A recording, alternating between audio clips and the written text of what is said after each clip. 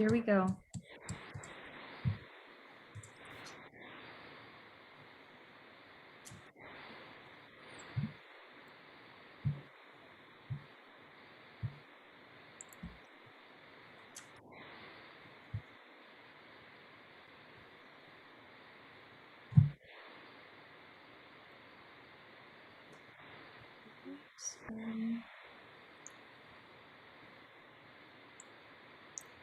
We are live.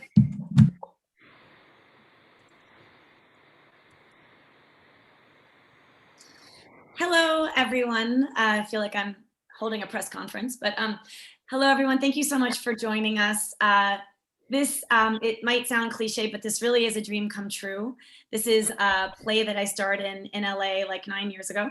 And I always saw it as being a movie, and these beautiful, brilliant, diverse, extraordinarily big-hearted actors and tech friends have come together to help make this evening really, really exciting. So thank you everyone who's here for the live and everyone who's watching it later for joining in. We're really, really, really excited to play and to present Mine to all of you. So thank you so much.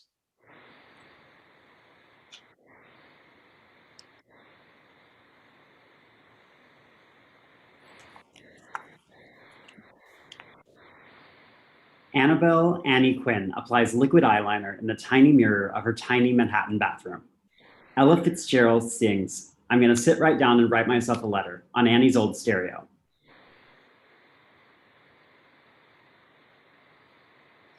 That's it, that's it, that's it.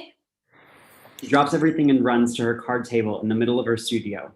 Words are pouring out of her fingertips and onto the screen of her laptop. Her phone buzzes next to her. There's a timer on the screen, reading 15 minutes.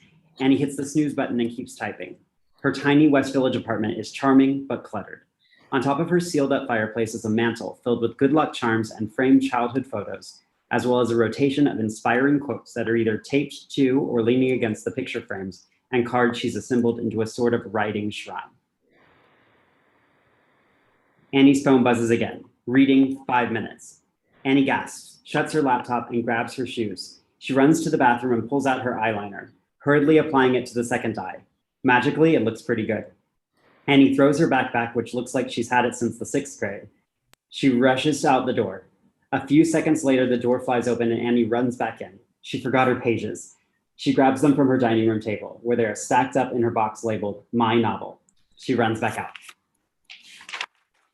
Annie is running down the street and almost misses the Greenlight bookstore. She yanks herself to a stop, opens the door, and walks in. A golden glow illuminates this cozy bookstore, which is filled with books from floor to ceiling. The local writers' reading series is a packed house. Annie swings her backpack off her shoulders and tries to get her pages together. Professor Alexander Taylor, Annie's Columbia University professor, speaks up. It's nice of you to join us. You do realize that this is your reading. I do, but I got this idea for my novel and I had to write it down. Ben Townsend, Annie's boyfriend, walks over with a blueberry muffin and a to-go coffee he got at Starbucks. A muffin for my muffin. Hey, where's your dad? Oh, I didn't invite him. What? Why not? Ben, I just invited a few people. It's not ready, my book. Oh my God, Annie. He's gonna love it. Danielle Flynn, Annie's no-nonsense best friend, swoops in and gives Annie a hug. Annie, where have you been? I have a sitter watching the baby and she needs to leave in half an hour. Are you going up soon? Marnie Rosenkrantz, the owner of the Greenlight since 1978, spots Annie and immediately addresses the crowd.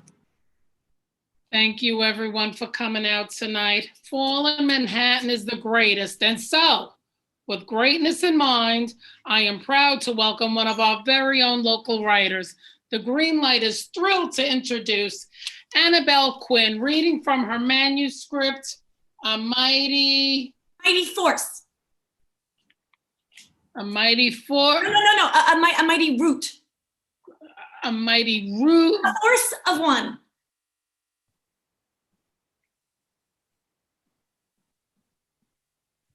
I think that's a Chuck Norris movie. A mighty untitled work in progress. Annabelle Quinn, A Mighty Untitled Work in Progress.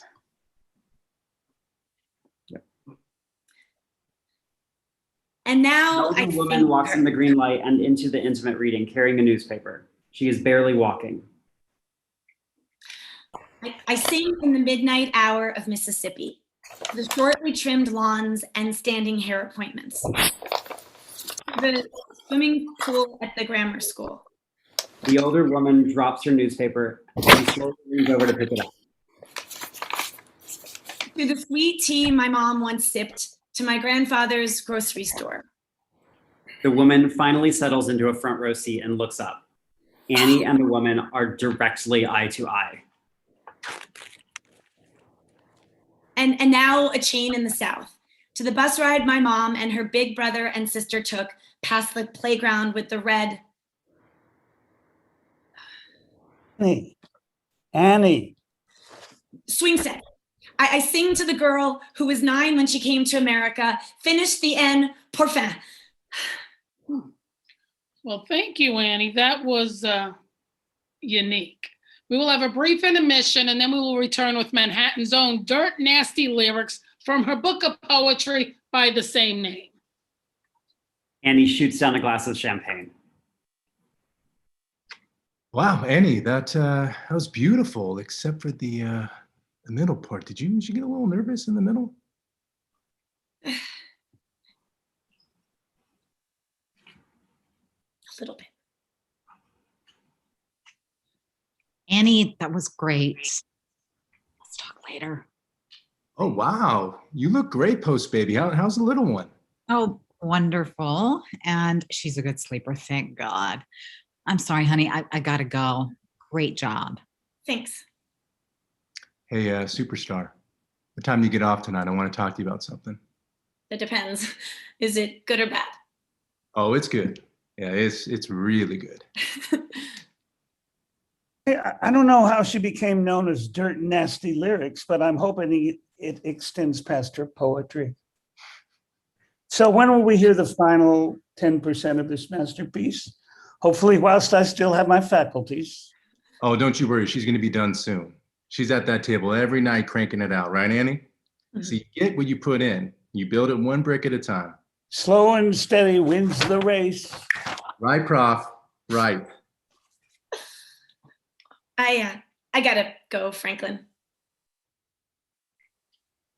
Professor Taylor and Ben watch the whirlwind that is Annie fly out the door and race walk to the subway with her backpack. And we are back. Let's all give a warm round of applause for Dirt Nasty Lyrics. This one's called Come Out and Play, Man Folk. I found my knife. Professor Taylor is surprised and aroused. Annie rushes to the front door of Cafe Lalo, a cozy, dimly lit cafe, exposed brick walls, paintings by local artists. It's Friday night and the cafe is booming. In steps Cheryl Stoller, the dorky but kind manager of Cafe Lalo, pointing to her Swatch watch. Annie pulls out 2 chocolate Charleston shoes from her backpack and holds them out for Cheryl. Late, but Charleston shoes makes Mama happy.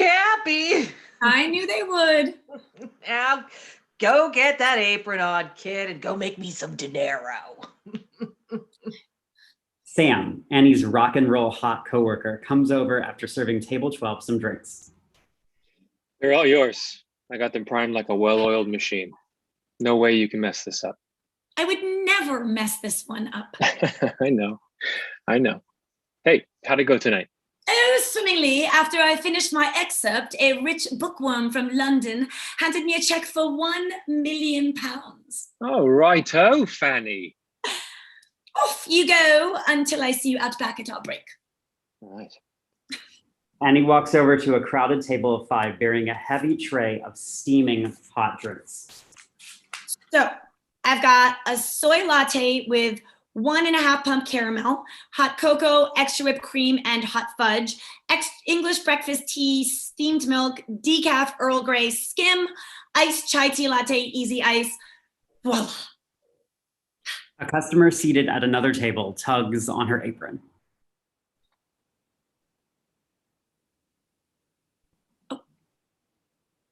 Excuse me, miss. I believe these drinks are ours. Annie whips around to face a table of 5 senior citizens. And he turns back to the first table of 5, a group of young 20-somethings. Yeah, we ordered a bottle of wine. Why didn't you say something? We were, but I don't know. You were just like so darn cute. Thanks. Would you all mind terribly if Good-naturedly, the 2 tables stand up and switch places. I have nothing more to teach you. the student has exceeded the master? Wax on, wax off. At the front door, Annie's father, Theodore Quinn, walks in. No, that's a handsome old guy. Would you ever? That's my dad. Oh, yeah, but would you? Ew, Sam. Behind Theodore is his girlfriend, Carolyn Burke. She wears a scarf well. Daddy, what are you doing here? You should have called to let me know that you were coming into the city. I could have gotten a... Well, we did. Several times. We just got out of a show and we wanted to come by and see you. Hi, Carolyn. Can we grab a table, Belly? Sure. My pressure. Annie seats Theodore and Carolyn down at the only free table, which happens to be in the middle of the cafe. Would you guys like some drinks to start? I'll have a gin and tonic. Okay. Daddy, an old fashioned for you? No, a gin and tonic for me too. Since when? Since recently.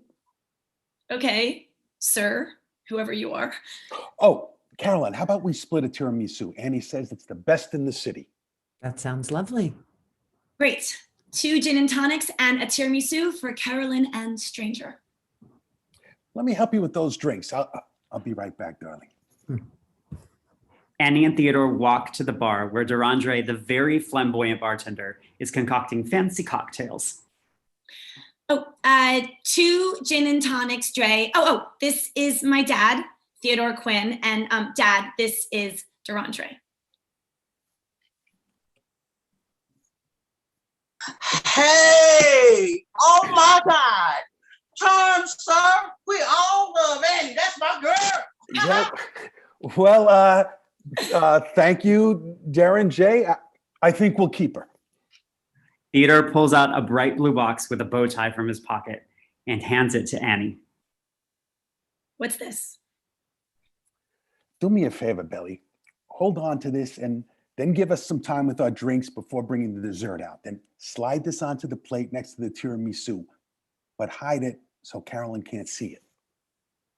Tiramisu means pick me up in Italian. I know. I told you that. Are you sure?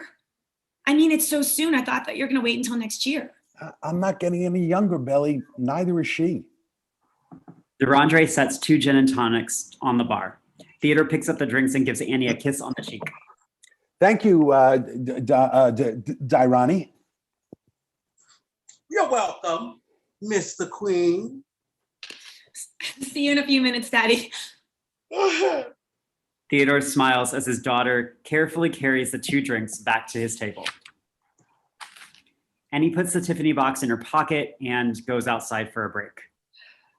The back alley is picturesque. Ivy on the walls, cobblestone on the streets. Sam is smoking on the stoop.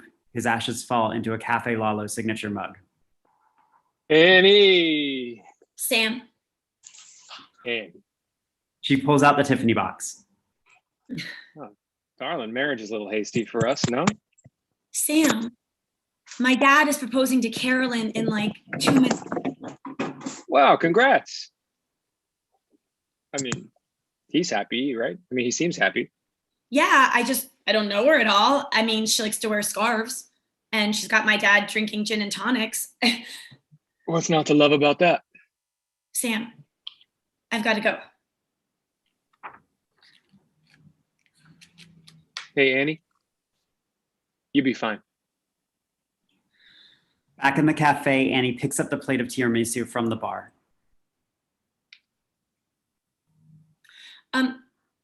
Has this been here long, Durandre?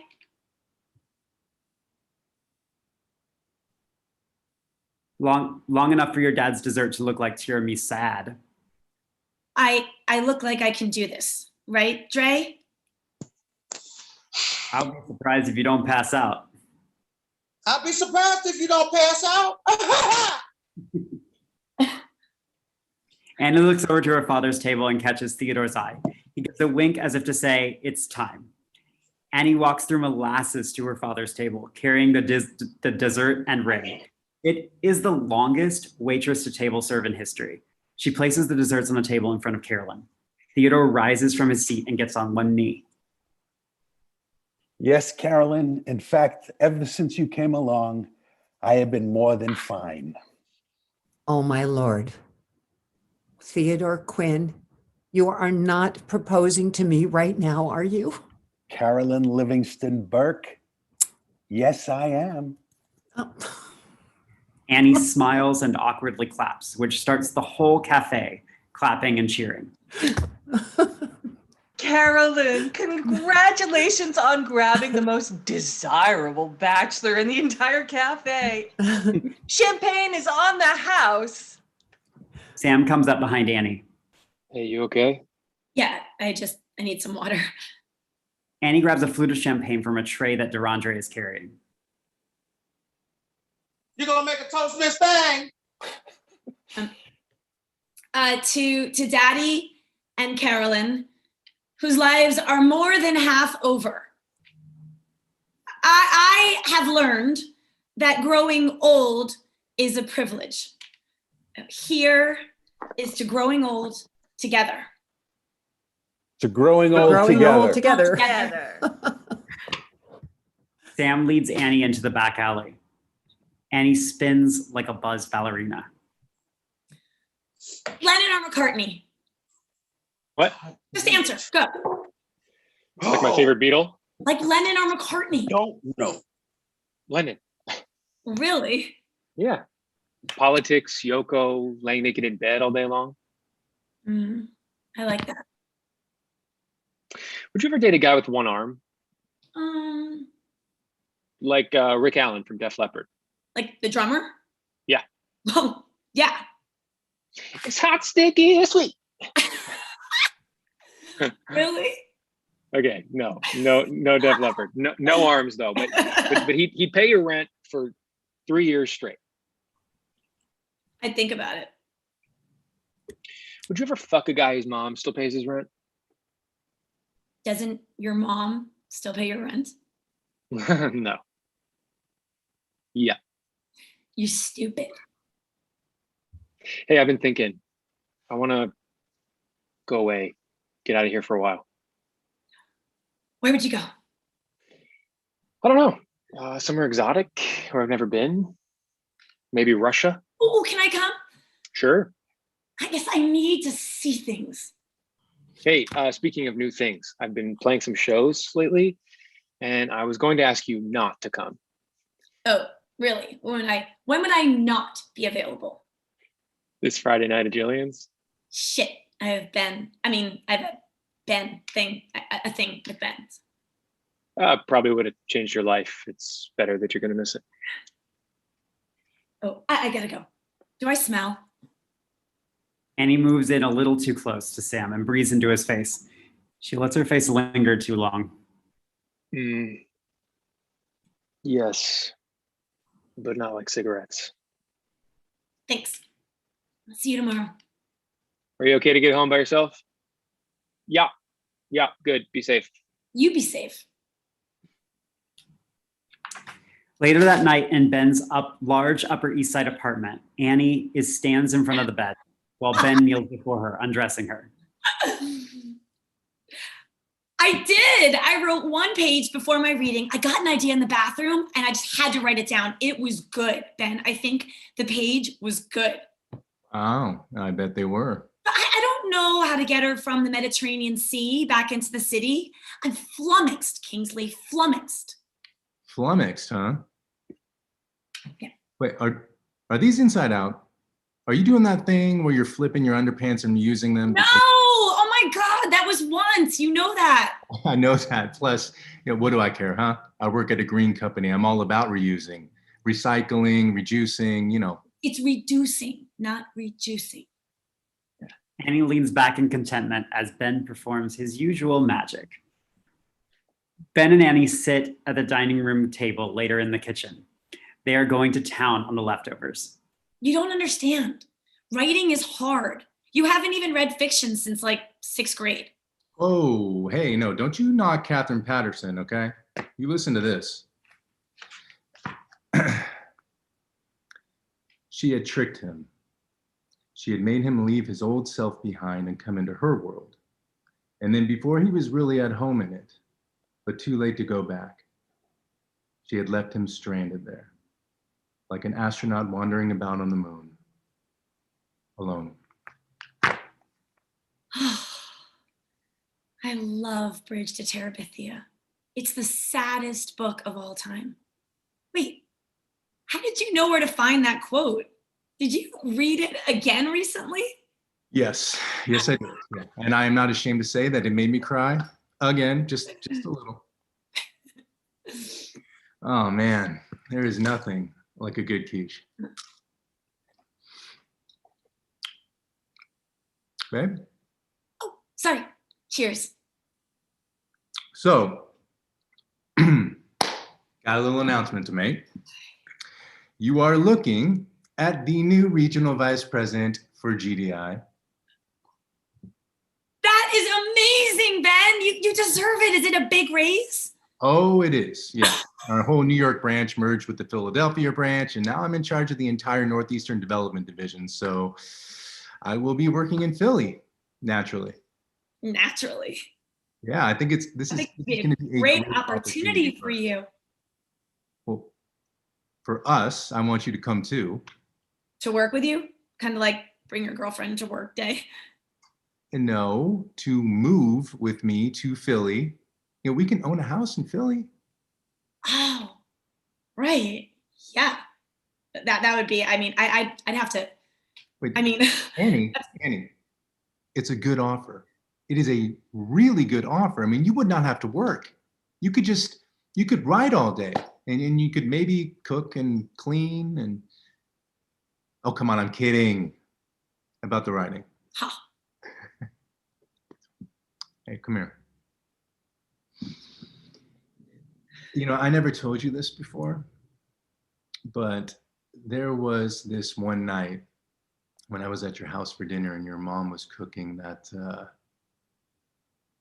what was the name of that rice dish that your mom used to cook? Nasi goreng. Yes, right, nasi goreng. And she was cooking it in one of those big orange pans she used to use. Yeah.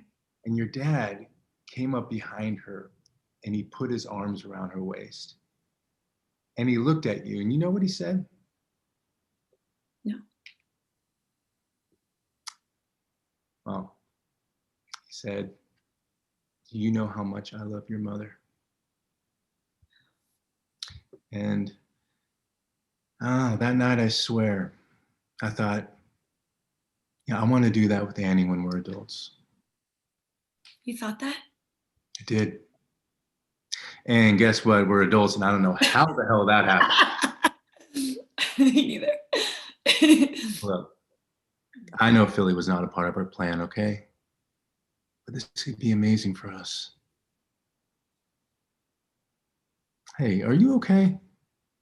My dad proposed to Carolyn tonight at the cafe in front of everyone. That wasn't the plan. He was supposed to wait until next year. Yeah, but babe, that's a good thing. Your father's been alone for a long time. He deserves to be happy. I know. I don't know. And at my reading, when you asked what happened in the middle part, I felt like I was going to pass out. When that old woman walked in, I felt like I was going to lose it. Why? I don't know. It was weird. I felt hot, and the room got black, and then white, and I felt shaky. Well, maybe you just needed water or you were tired or something. I think she reminded me of my mom. The old woman? How? Well, my mom died. She was young, but everything about her was so old. Yeah. But she was still feisty. And she fought till the end. I loved your mom, Annie. She was a hell of a woman. Hey, you know, maybe you just need to get away, huh? New York can be so overwhelming. New York is my home. And I am chipping away at my novel. I am 90% of the way done. I just edited lasagna. What, the story about how you and your mom used to make lasagna and how making lasagna is the thing that you guys used to do even when you weren't getting along? Yeah. What is that chapter called again? Lasagna. It's a metaphor. Yeah, right. But you published it as a short story 9 years ago. But I'm editing it now. It's a chapter in my book now. Look, Annie, we are 39 years old. We have known each other since we were 10. We pretty much lived together. I mean, do you know how lucky we are to have this opportunity? I don't see why this is such a struggle for you.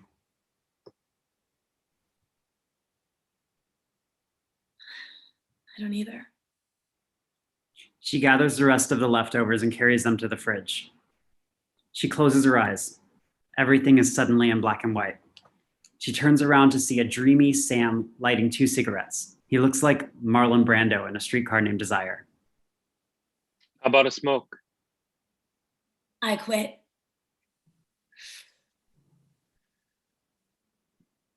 What are you doing here? Dancing with you. Sam snaps his fingers and Ella Fitzgerald versions of Bewitched, Bothered, and Bewildered plays on the record player. Say, gal, how about a kiss? You're stupid. Well, you're lying to yourself. What? You are lying to yourself. About? You know. What's it like to kiss you? Depends. What kind of kiss? The kind that ruin lives and dinners. The best fucking kind. Ben comes in and Sam disappears. Everything's in color again. Annie, are you dancing by yourself? No. Yes. Look, I haven't given my company an answer yet. I told them we'd talk about it first. Good. And I'm sorry if you had a bad day. It was a weird day, but you're making it better. Come here. I love you. I love you too. Annie looks back at the living room, her eyes searching for Sam. They turn off the lights and head towards the bedroom. The next day in Annie's apartment, she sits down at a card table. Above it are framed articles and certificates. A New York Magazine column, Top 10 Short Stories of 2007, Lasagna by Annabelle Quinn, a framed Columbia University diploma. Okay, Annabelle, 90%. We're almost there. Okay, Miss Quinn, this is what the world has been waiting for. Your novel. You're almost there. Let her rip. Annie taps at the keyboard. H-E-L-P. Right. There's nothing like a little jaunt down memory lane to get the juices flowing. Later in the day, Annie walks up the cobblestone sidewalk towards her alma mater, Columbia University. Inside Philosophy Hall, she opens a classroom door and sneaks into Professor Taylor's classroom. Professor Taylor is regaling the students with one of his favorite lectures on The Great Gatsby. He catches Annie sneaking into the back row and smiles at the familiar way she slinks into the seat. On the smartboard is a picture of F. Scott Fitzgerald and the quote, "Show me a hero and I'll write you a tragedy." Charlie Rutherford, is answering Professor Taylor's question. Money would bring him Daisy. He would like win her over and bring her into his world or him into hers more aptly. And you would know that how? Well, Gatsby's car is the color of gold. It symbolizes his character and his greatest dream / defeat. I take back what I've said about you, Mr. Rutherford. You've never said anything about me, sir. Trust me, I have. He looks across the room for another student to call on. His eyes find Molly Beaton. Ms. Beaton, Mr. Rutherford very uncharacteristically made a good point about Gatsby's car color, symbolizing his character. How does that color define Daisy? Oh, I think that white is the color associated with Daisy. Do you care to elaborate? White is innocence, purity, virginal. Yeah, Daisy is calculated. She marries a rich man. She parties a lot. She has a child, not exactly pure, innocent, or virginal.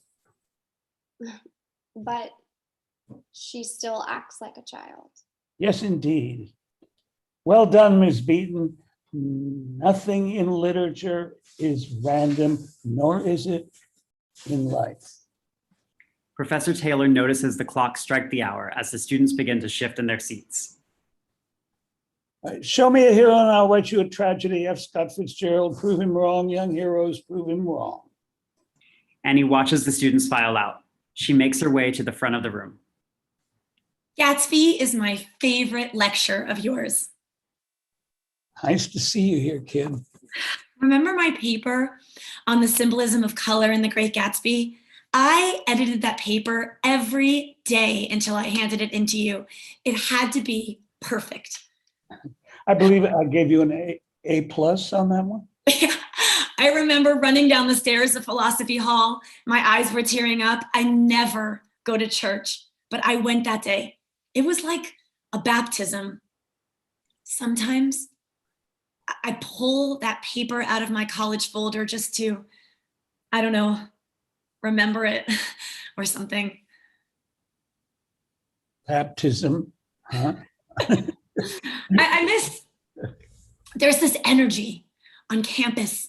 Everyone is so bright and passionate. It's a community. Everyone's sharing ideas and discussing books. I mean, look at you.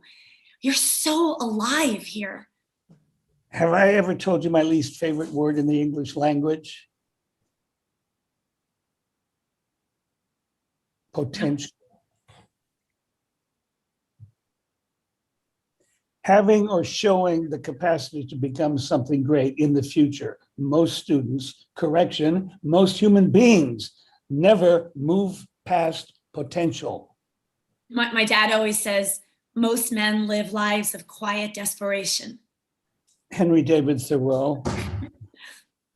In the eons that I've been shaping young minds, do you know how many A pluses I've given? You have enormous potential, and you have had it for many years, but I don't give any more A pluses to give you, capiche? Capiche. Heroes, Annie. The world needs more heroes, not waitresses with potentials. Now, I need your help. I have a date with dirt nasty lyrics, and I have no idea what to wear. How does one look dignified and hip while riding a bitch on a lady's motorcycle? Later that evening in Annie's apartment, Annie pours another glass of wine. She types Russia and immediately deletes it.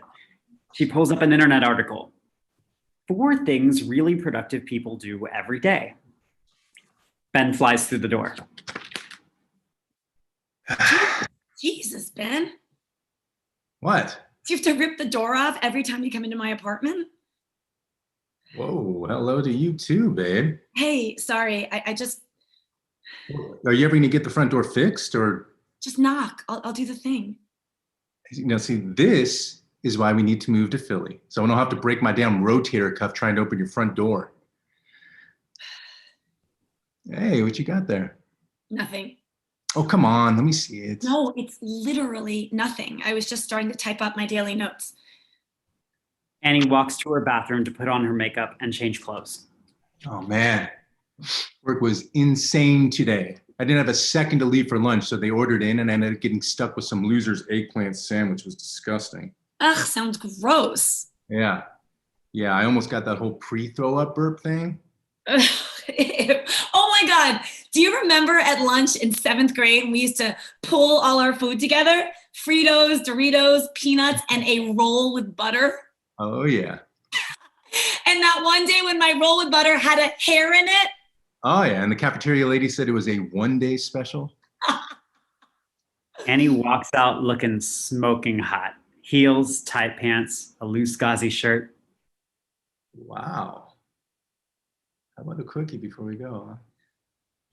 Ben tickles and wrestles her to the bed. They are suddenly the two 10-year-old kids they were when they met. La-di-da-di. We likes to party. We don't cause trouble. We don't bother nobody. We're just some men that's on the mic. And when we rock up on the mic, we rock the mic. A text message pings on Annie's phone. It's a text from Sam that reads, "Playing at Jillian's tonight. Please don't come, winky face." Who's that? Daniel. Well, you're going to be ready to leave in 5, right? What? We're meeting the guys from the Philly office down at the American Whiskey Bar at 8. What are you talking about? Hello, Bueller. Ben, I can't tonight. Danielle and I have girls' night out. I thought I told you. No, you didn't tell me. Yes, I did. No, you didn't. We had plans. Maybe we can meet up with you guys later. Well, when is later? Annie, when is later? I don't know. Well, call her up and cancel. You can see her anytime you want. These guys are in town for one night. But she's waiting for me. Oh my God. Why do you do this? Do what? You mess things up. You know what? I don't mean to. Forget, no. I'm going to be late. I'm going. I'm sorry. Goodbye. Ben slams the door behind him. Downtown that night, outside of Jillian's bar, Annie stands at the back of the line, impressed that Sam is drawn in a little crowd. She walks to the front of the line and up to the bouncer. Lalo. The bouncer unhooks the rope with an air of importance and lets her in. Thank you. Annie slides through the door of the packed downtown bar. Sam is at the mic. Call it what you will. I'm heartbroken still. Words are just words.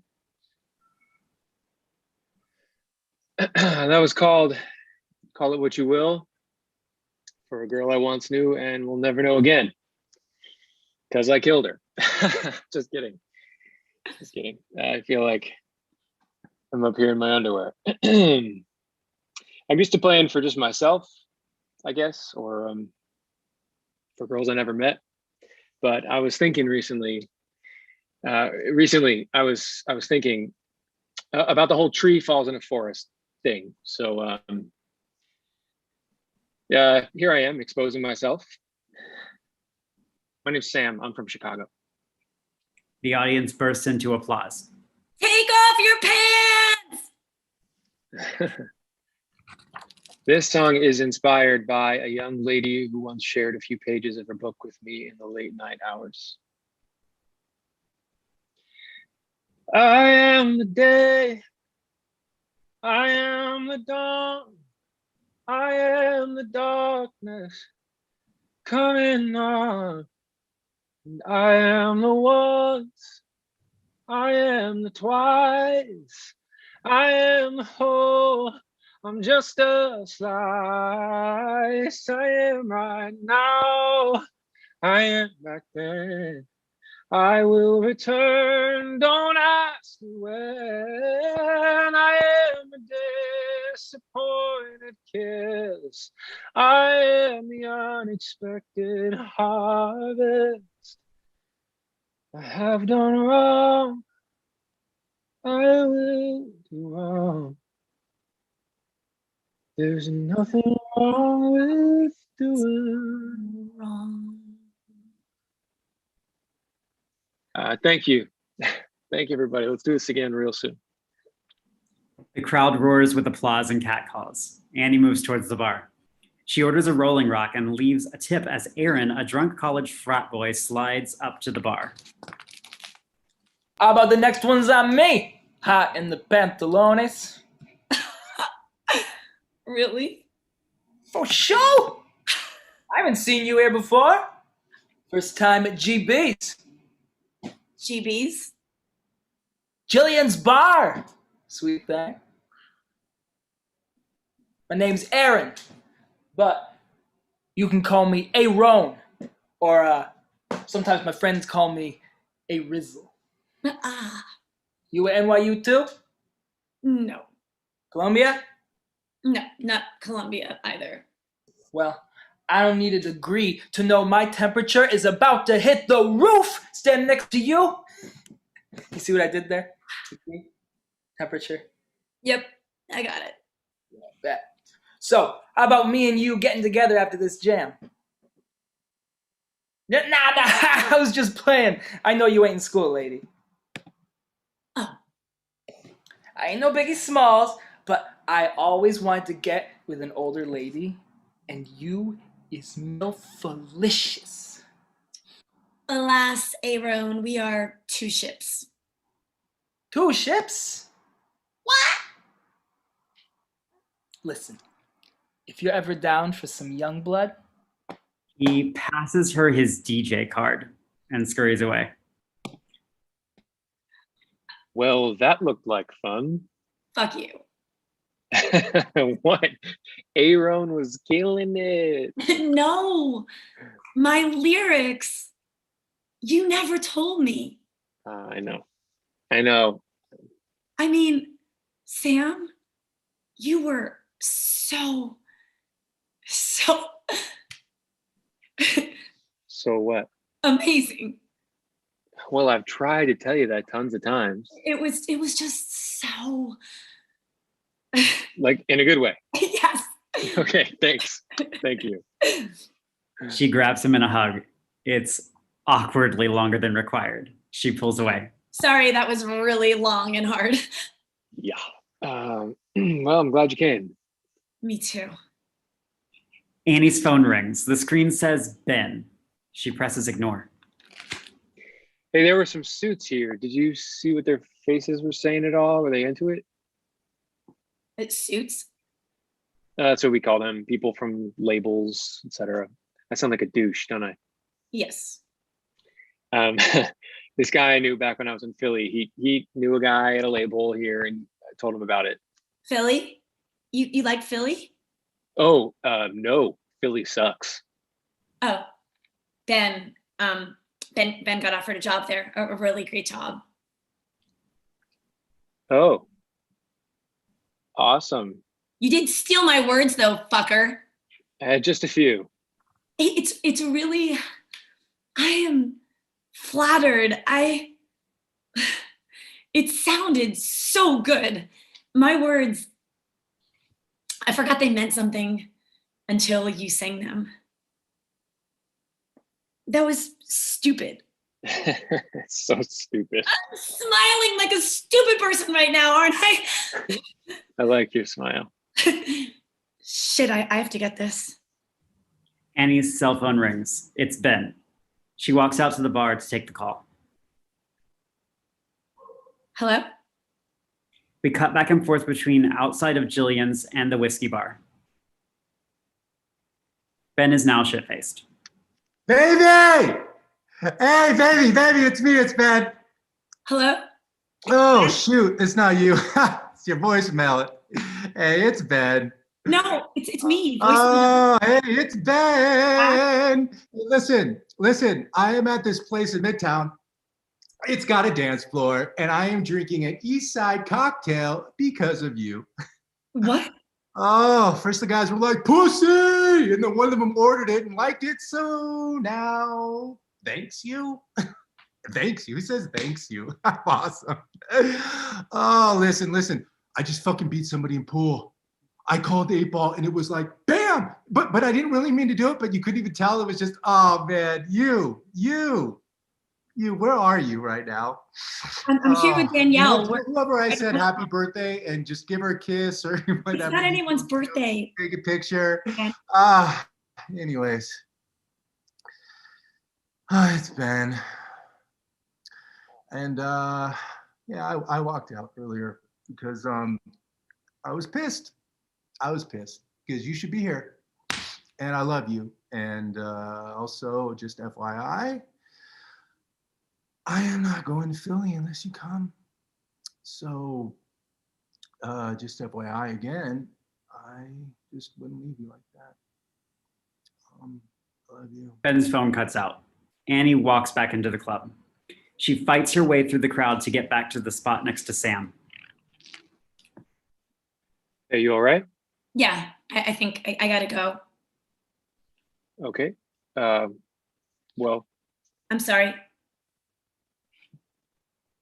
What? what? What are you looking at? Um, you said an insanely cute girl. Oh.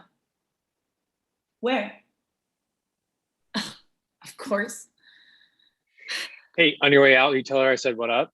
Wait, don't. Actually, don't. Sam goes in for a kiss. It lands on her cheek. Damn. As Annie walks to the door, she turns to see Sam talking to the girl. Sam looks after her as she leaves.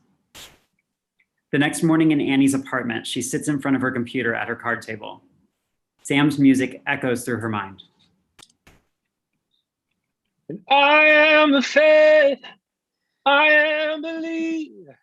Except for when I'm not, I am the teeth of champions. I am the rust of water, and by my shoes, and by my feet, and by my soul and wonder. I am the track sweet blade above. I am the tunnel running under. Oh, hey, pretty. Hey.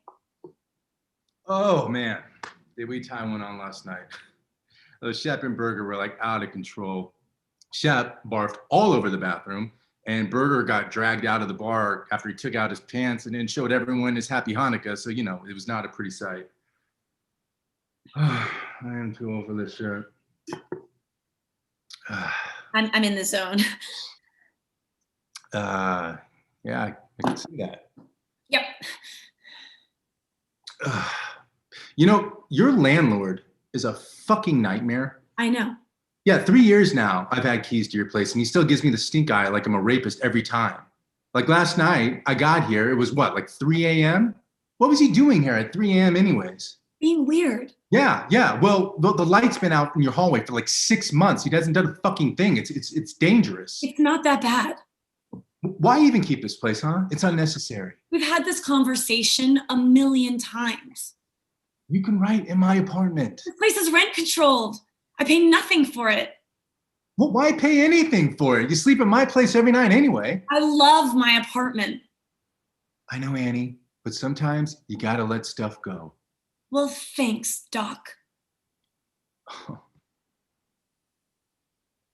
Well, Well, what? well, you promised you would think about it. You don't have to yell. Annie, what is going on here? Okay, just tell me something. Like what? Like, tell me not to go. I don't want you to not go. Well, then come with me. I need to think about it. So think about it. What? Like right now? Yes, now. I have to meet my dad and Carolyn.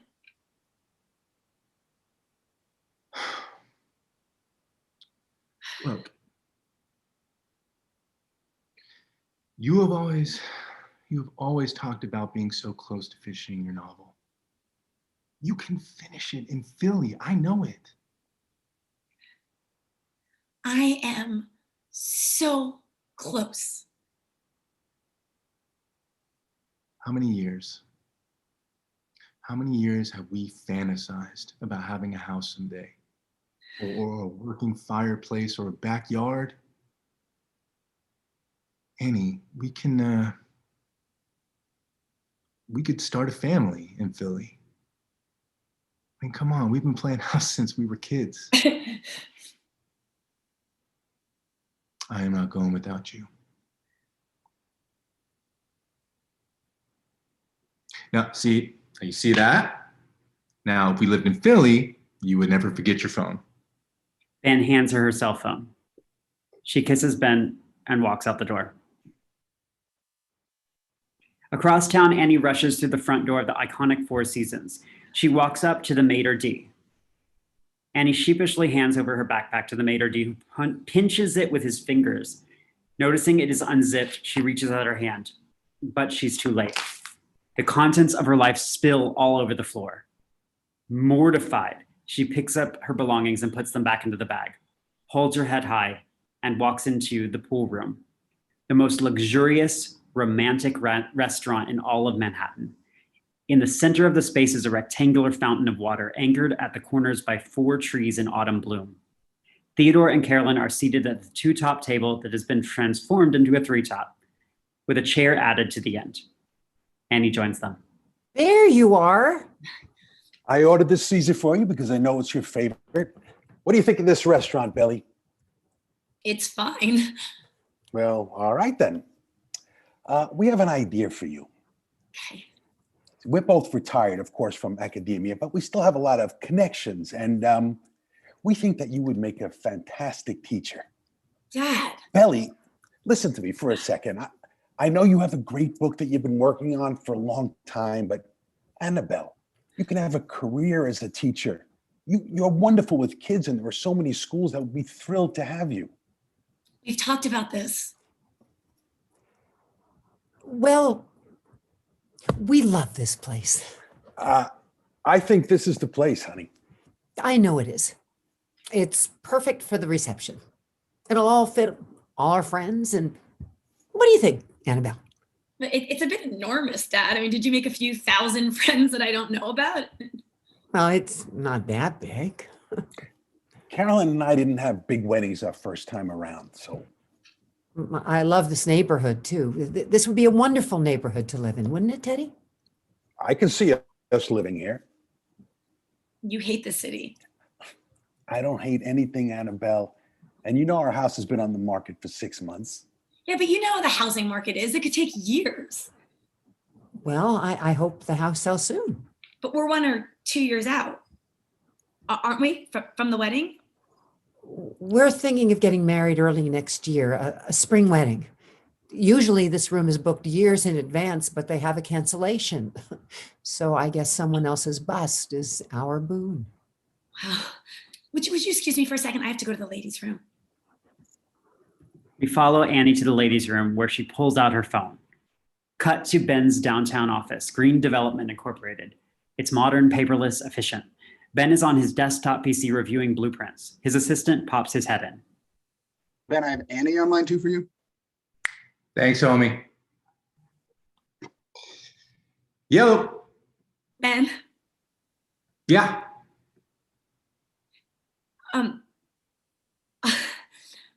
I'll go with you. You will? Let's do it. Are you sure? I'm sure. Okay. Okay. Yes. Did you just go, yes? Yes, I did. I just did that. Okay, I got a bottle of Blue Cocoa in the freezer. We are going to celebrate tonight. I will pick you up from work, and God, I love you. I love you. I love you. Annie looks in the mirror. Come on, Annie. You can do this. Annie walks back to the table. A waiter is setting down their first courses. Is everything okay, Belly? Cheryl just called. They need me at the restaurant. Oh, I wish you could stay a little bit longer. I'm so sorry, you guys. Thank you so much for all of this. Annie is off. Carolyn and Theodore. My pressure. Perplexed. She walks directly to the maitre d' and sheepishly requests her backpack. Later that night, Annie and Sam smoke on the stoop behind the cafe after work. So, she comes up to me after you leave. She just came up to you. Yeah, and then we made out. Nuh-uh. Yeah, I know. No, but for real, she comes up to me after and she says, great set. What is it with guys and Asian girls? How much time do you have? Huh. Yeah, anyway, so we talked for a while and we're getting a drink tomorrow night. She wants to write a feature on me. Maybe get me in touch with somebody who could set up a tour. Well, there goes Russia. What? Oh, yeah. Well, she was saying that setting up tours overseas is as simple as knowing a guy or two, opening for somebody, and then before you even know it, you're seeing the whole world. Sam, that's amazing. Yeah. It's pretty cool, huh? I'd feel pretty douchey telling anyone else about this video. I think it's because you were there. I'm so I'm When I was living in Nashville, I actually started to hear myself, I think. I just really, I just never thought I was any good. Or maybe I didn't care if I was or not, because I thought it was just for me or something. Are you admitting that you think you're good? Well, yeah, God, you're so pretentious. I know. I need a blazer. I'm moving to Philly What? with Ben. I thought we were going to Russia. I thought you were going on tour. Wait, when? Oh, in like 2 weeks. Whoa. That's super soon. Yeah. Who's going to close the cafe? I don't know. I haven't told Cheryl yet. I'm gonna have lots of time to write. Well, you're not going to work? No, I don't know. What? What is Ben? Are you and Ben? What? There's no time for anything anymore. The past 3 years feel like 5 minutes. When I was 12, I think about being 20 like I'd be a mayor or a mom. When I hit 20, I felt like a kid, so I thought 25. When I turned 25, I felt like an infant, so I thought 30. Yeah. I want to go to Australia. Thought you were going to Philly. I'm just talking. Or Zimbabwe. I want to hold the babies. Later that evening, in front of Cafe Lalo, Annie locks the door. Sam pulls down the security gate. Sam. What? Well, shit. What? Sam. Hi. Hi. Just say yes. What? Say yes. What's the question? I'll tell you later. Yes. Really? What is the question?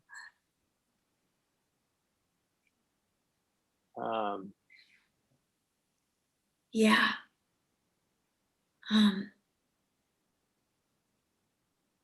You will be thoroughly missed. Ben walks up. Annie pulls away and tosses her cigarette. Hey. Hey, Ben, what's up? Hey, Annie. Hi. What are you doing here? I said I'd pick you up, remember? Oh, right. Yeah, the whole Veuve Clicquot thing. Right, nice. You met Sam. This is Sam. How's it going, man? I put a gun to her head, made her smoke that cigarette. It was my fault entirely. Huh. Well, I'm not her dad. Right. You play? Yeah, I tried. You? No. I wish. He's really good. Yeah, Annie saw me play the other night. After the restaurant with Danielle. Yeah. Yeah, cool. So Philadelphia. Oh, yeah. Annie tell you? Oh, it's a great town. Mm-hmm. So you off? Oh, yeah. Oh, I'll see you Saturday. Yeah. What? At work. Oh, yeah. Yeah, see it. Bye. Yeah, bye, Annie. Hey, it's good to see you, man. Yeah, good to see you too. It's such a beautiful night. Can we walk home? Sure. That must have been a good girls' night out, huh? Yeah, it was fun. Did Danielle like Sam's music? Oh, yes, she loved him. Is he any good? Yeah, he's good. He's starting out, Well, was the club packed? Because I know how much you hate crowds. It was not my favorite. I don't remember you telling me that he was a singer. I'm a grown woman, Ben. I've got a man. I'm not interested in a boy. They stop. Annie plants a big Jedi mind trick kiss on him. She's trying to convince him and herself. Ben pulls out a credit card and hands it to her. Guess what I got today? A company card to furnish our townhouse in Philly. What do you want me to do with it? I want you to take it, and I want you to make Philadelphia as New York as you want it to be. Annie takes the credit card. Ben pulls Annie towards him into a hug and whispers into her hair. How lucky are we? The following afternoon, Annie and Danielle are sipping coffee at ABC Carpet and Home, a magical place where you can devour a piece of pie as easily as you can buy a 1,200 count sheet set. This is Mecca for every cosmopolitan New Yorker. Thanks for the latte. Wait, are we actually shopping? Yes, we are. I'd like to pick up some things for the move. First stop, linens. Linens are that way. So I usually go by thread count. I start at 800. What size is your bed? Well, Ben has a California king and we're taking his bed. So I guess grab 2 sheets of those organic. That's $500 per set. Perfect. Okay. What color? White. White. I've never seen you like white anything. Case in point, Lila's wedding, where you insisted on all of us wearing red sashes with our pink bridesmaids dresses to give it Spanish flair. Ben prefers white sheets, and the flair, I might add, was appreciated by all. Okay, then. Where to next? I want to grab a duvet. Then let's head over to the vacuum demo. I was looking to buy a Dyson, but I also like the Orec. I've been doing some research. I'd like to troubleshoot them both. Wait, what? Troubleshoot. Okay, stop. Who are you and what have you done with my best friend? I just want to get the right vacuum, Danielle. Okay, but did you rob a bank on the way to Vacuumville? How are you affording all of this? Well, not that it's any of your concern, but Ben gave me his company card. He has an expense account for our townhouse in Philly. What?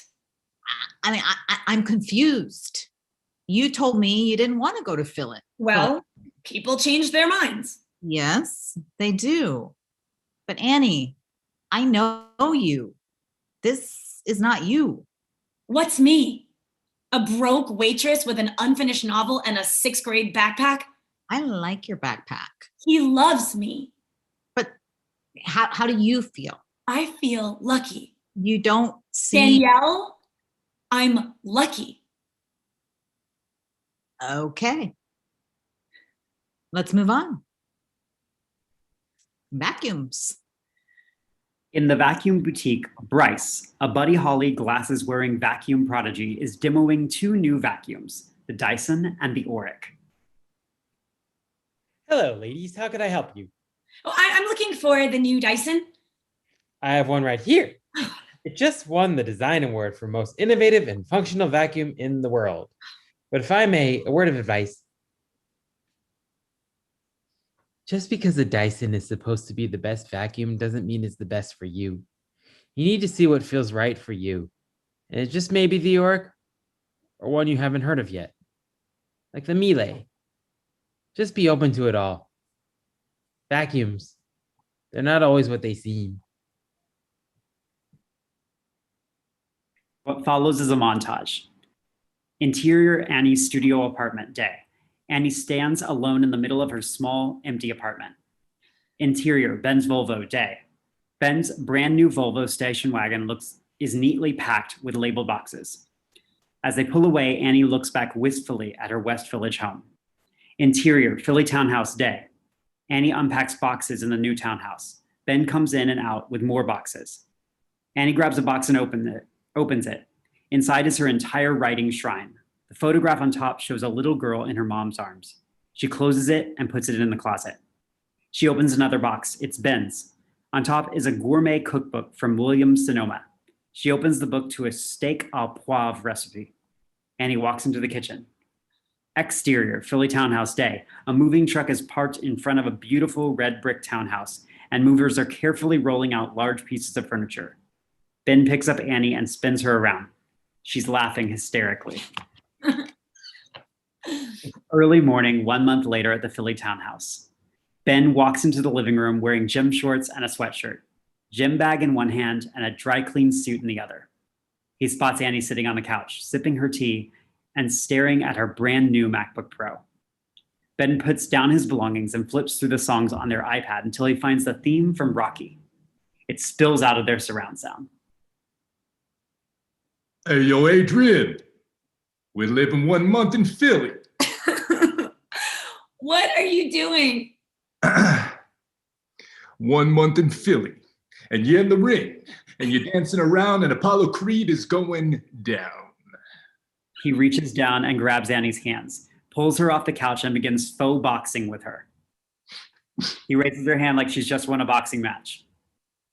Ladies and gentlemen, I give you the literary lightweight champion of the world, weighing in at just under 105 pounds, Annabelle Quinn.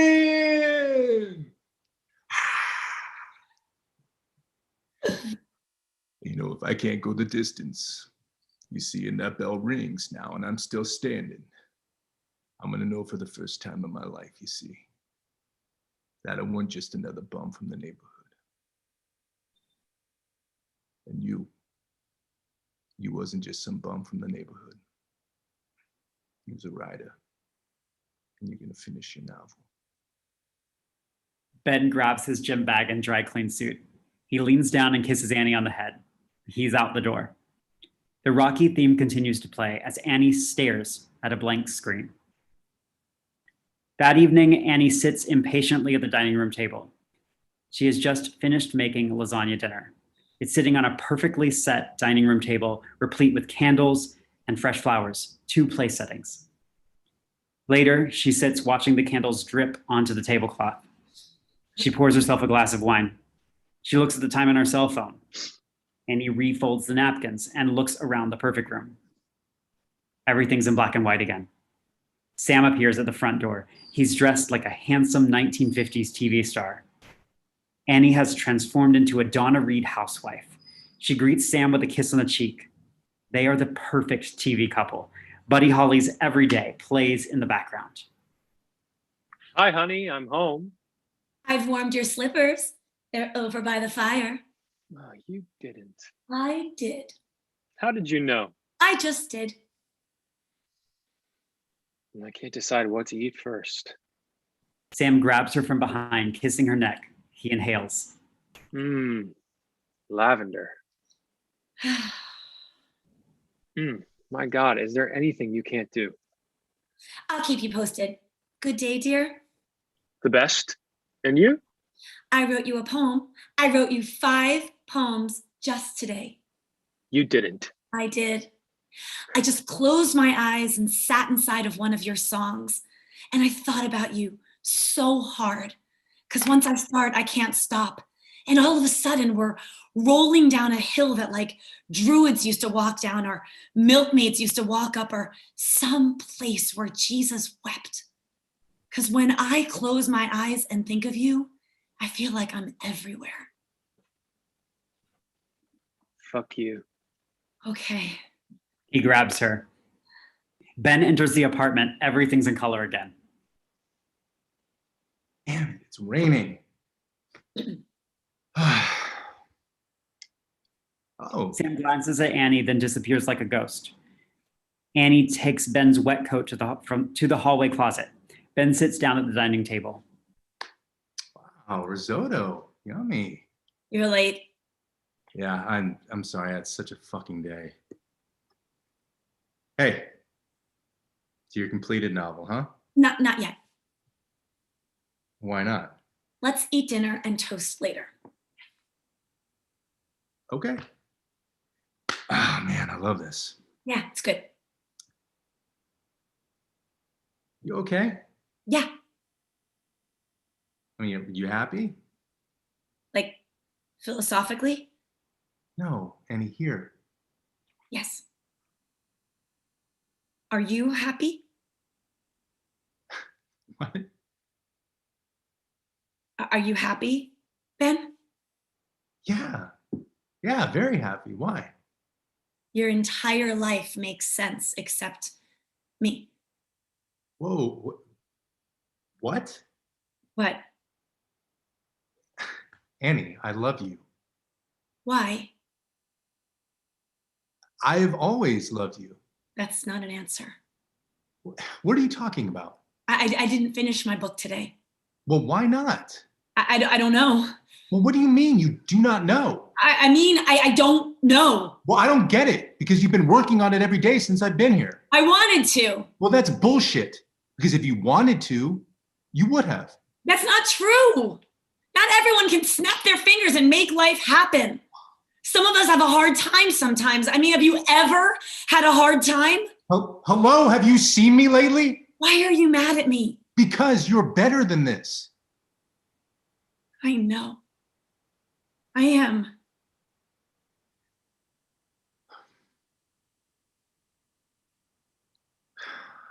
Something is wrong, Annie. I know.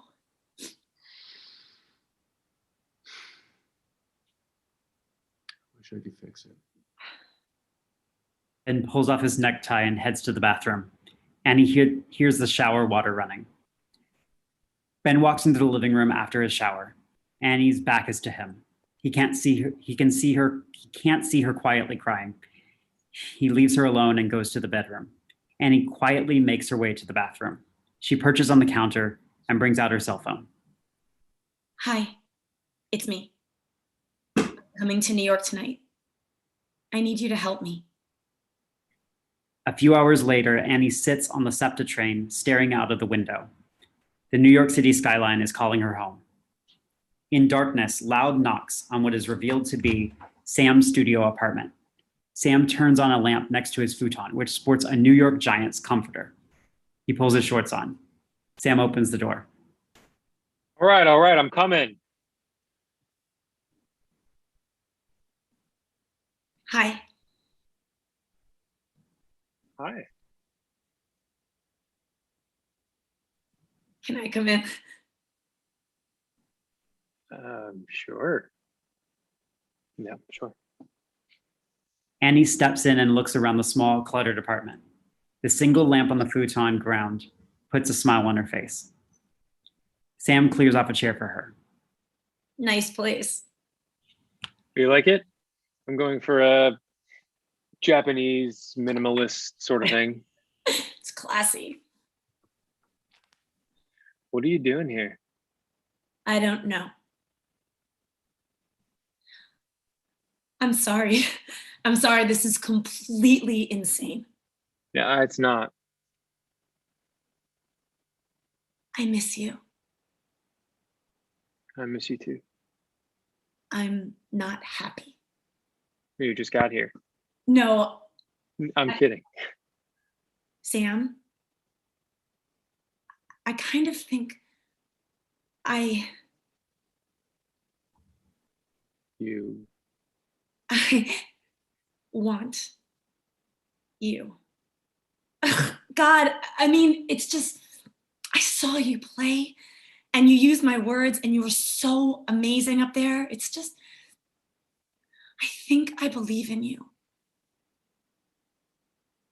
I believe in you too. She kisses him. They fall down on the bed and make epic, irrational, desperate love. The next morning, sunlight offends the room. Annie is alone, tangled in the only surviving bedsheet on the futon. She rolls over. The empty side of the bed awakens her. It's black and white again.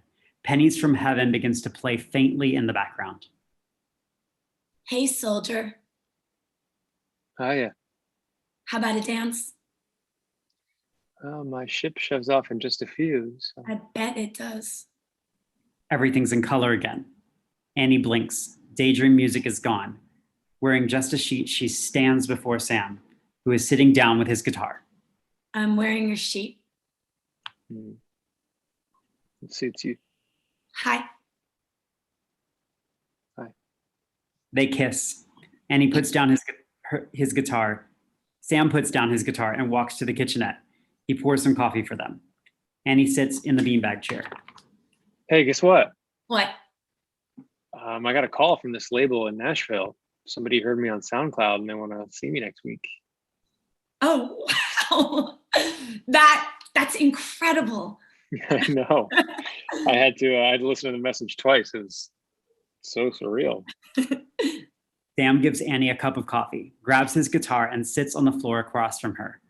He closes his eyes and strums his guitar.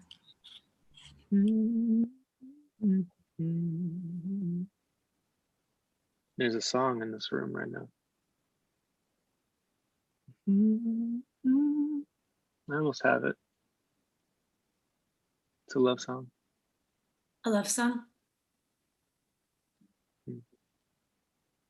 I dreamt we rode bikes to California last night. Did we make it? I woke up. Probably not. Maybe we did. Annie slides off the beanbag chair, determined to get his attention. She kisses him. You kissed just like I thought you would. Is that good? While keeping the sheet on and hobbling around, Annie searches for her clothes and awkwardly begins to get dressed. What are you doing? I don't know what I'm doing here. What do you mean? Do you want me to go? No. No, I want you to stay. I'm sorry, I just get in the zone when I have a song in my head. Sam stands up. In the center of the room, Annie and Sam stare at each other. It's as if they are standing in the middle of a grand ballroom, except it's Sam's tiny, sparse apartment. Sam. What? Take me away. Take you where? I don't know. Anywhere. Here. I mean, I could live here in your lair. No, trust me. You don't want to live in my lair. Seriously, you don't. Plus, my band is heading out soon. We're going to be traveling the country. Annie, look, I think you're amazing. But this is my shot. You know? I know. And I mean, don't you want to get married and have a family?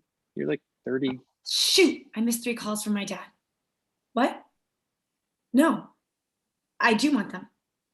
Okay, I'm on my way. I gotta go. Is everything okay?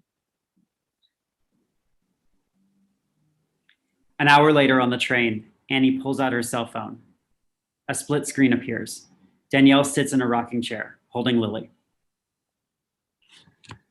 Danny, it's me. Annie, are you all right? Hold on.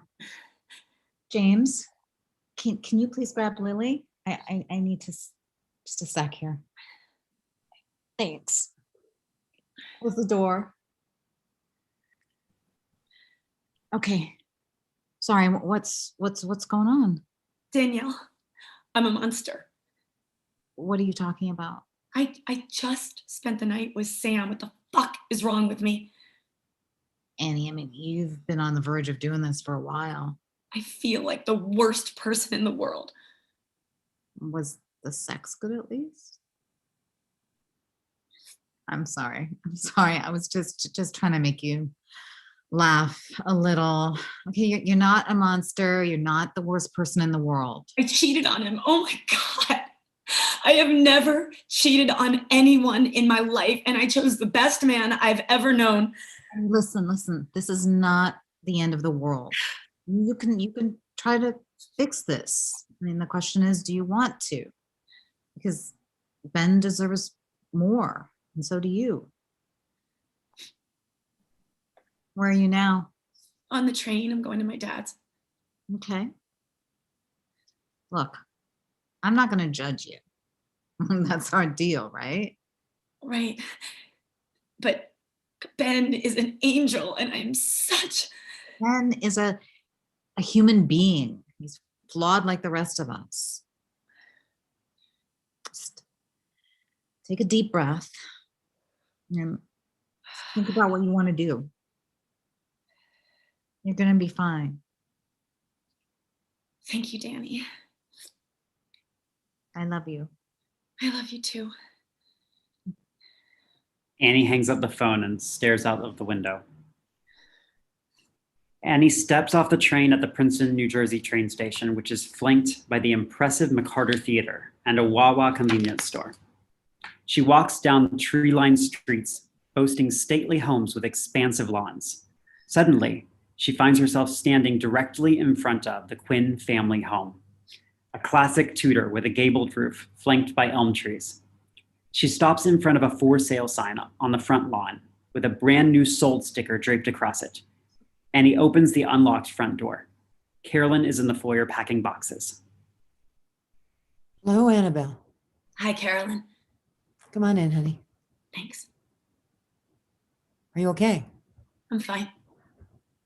You seem a little distracted lately. I'm just tired.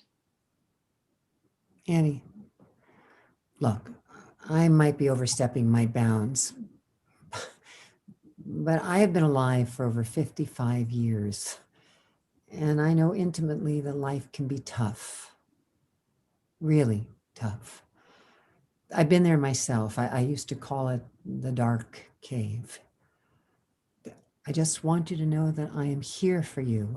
I know I'm not your mom, but I'd like to be your friend.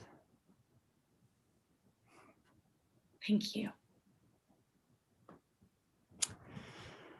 Now, your dad wants to see you upstairs in the attic. He's sorting through some of your boxes. Thanks. I'm making a cup of tea for him. Would you like a cup? Sure. Thank you. My pressure. Her dad has clearly rubbed off on Carolyn. We follow Annie to the attic. Sunlight streams through a skylight. The whitewashed attic is crammed with stuff. A beautiful old writing desk, cardboard boxes that Theodore and Annie have stowed away. Annie walks in and sees her father opening a box with the name Josephine on it. He lingers on the contents, some dresses, books, pictures. Annie walks over, throws her backpack down, and sits on her old toy chest beside him. Oh, hey, Belly. Hi, Daddy. What's in this box? Annie points to a box with her name on it, Annabelle. Annie looks in. It's filled with her writing from different stages in her life, from elementary school handwriting to bubbly teenage cursive to elegant cursive to typed pages. This is yours. Your mom kept everything you ever wrote in this box since you were a little girl. I didn't know she kept all of this. I don't even remember all of these things. Your book is waiting for you. She would always say that to you, ever since she wrote your first poem when you were 9. Do you remember? I remember. Her father reaches into the box. He pulls out an envelope that says Annabelle on it, in her mother's handwriting. He hands it to her. What's this? Read it. My dearest Annabelle, I used to tell Daddy that if I were to sit down and contemplate how much I love you, I would never stop crying. Dad? Keep reading. Daddy told me that you came to him and said, if Mommy dies, I don't know what I'll do. But when I tried to bring it up with you, you stopped me. Annabelle, I want to stop too. I want to stop time. I want to stop the trees swaying, the wind blowing, and the dogs barking. I want everything to freeze so that I can live with you and Daddy and watch you grow old. I want to lie on my bed with you, just the two of us, and make animals out of cracks in the ceiling. There's more. My beautiful girl, I'm writing this letter so that you can finally hear what I was going to say that day before you stopped me. When I am gone, I know you will be just fine. Like how I know that chocolate syrup on vanilla ice cream when it gets all soupy and chocolatey is your favorite. Or how running through the sprinkler in the backyard makes you laugh until you get the hiccups. Or how in less than 10 minutes you wrote that beautiful poem about our neighbor's little dog who died and had us all in tears. You have a gift. You see things that most people will never see. And you are very, very, very loved. Keep this letter with you. Put it in your pocket. And when you're afraid, reach for it. I'll be right beside you. I love you, my baby girl, beyond space and time. Mom. Carolyn begins to come up the stairs with tea, but Theodore subtly shakes his head. She immediately retreats. But Dad. What, honey? I'm not fine. I'm not the 13-year-old girl she describes in this letter. Why do you think I chose to give you this letter today? Because you're selling the house and going through one of your clean out every room in the house phases? Yeah, I don't know why you do anything anymore. All you seem to care about is Carolyn. You guys even share an email address. Annabelle, your mother wanted us to move on. She trusted me to give you this letter when you needed it. Okay? I think you need it now. I'm trying to move on. What's holding you back? I can't finish the book. Why? I can't. Why not? Because. Because? Because. Because. If I finish the book. If you finish the book. Then she's. Then she's what, Annabelle? Mommy is. Mommy is what? She's gone.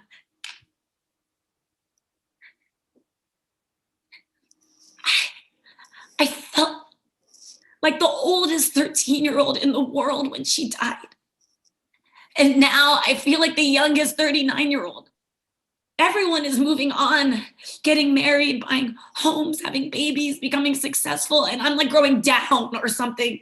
My timing is always off. I should be something at this point in my life, Dad. I should. What? What? What should you be, Belly? According to you, a teacher. Belly, I just want you to have a career. I get it. I do. It's been years, but I always feel like you need proof that I'm a writer. You need to see the book published before you believe that I can do it. And Mom, it's like she believed it before she saw it. And she's been gone all these years. And it hurts. I miss her. Belly, I'm sorry. I'm a practical man. I just want what's best for you. That's all. I miss her too. Look, I don't consider myself to be the most devout person. I've always seen religion in terms of metaphors, but I know that when your mom died, God cried too. That's the most beautiful thing I've ever heard. When your mother died, I was done. I was over the hill and alone. My friends were either married with kids or divorcing. Some were even dying. Some were making tons of money. I had no idea who I was supposed to be. But I had to get up again, Belly. I forced myself to get up. And growing up at any time in our lives, it's painful. It's a beautiful process. Who's to say we ever stop? As far as I know, we have this one life and it moves forward, and it's our choice to move with it or let it move past us. Annie, just let me say one more thing.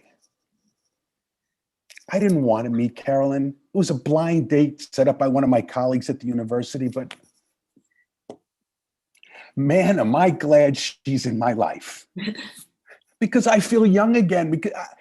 And your mom wanted me to find someone. She wanted you to find someone. I think I just did. Thank you. My pressure.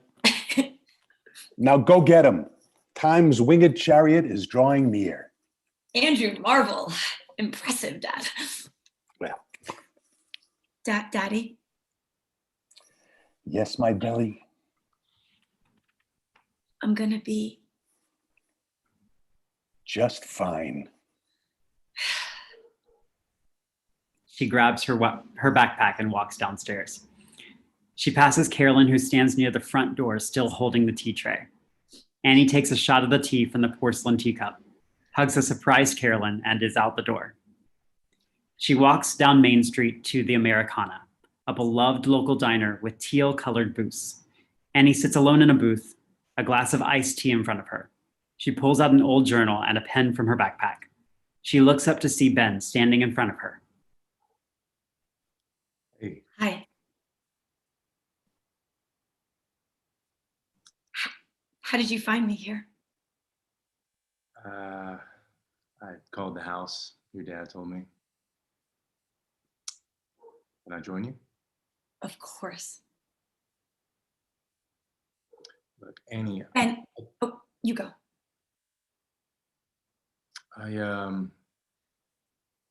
spoke with Danielle, and she told me that you crashed at her place last night. I'm sorry. Why didn't you just come talk to me? Because it hurt too much. What? What hurt too much? What you said. I did not mean to hurt you. You were right. Something is wrong.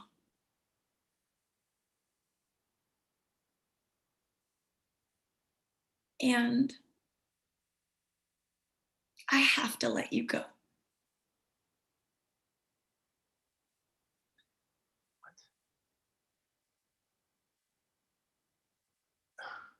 Why? Because you're ready. And I'm not. Ready for what? A house, marriage, a family, life. Annie, you're ready. Trust me. I'm not.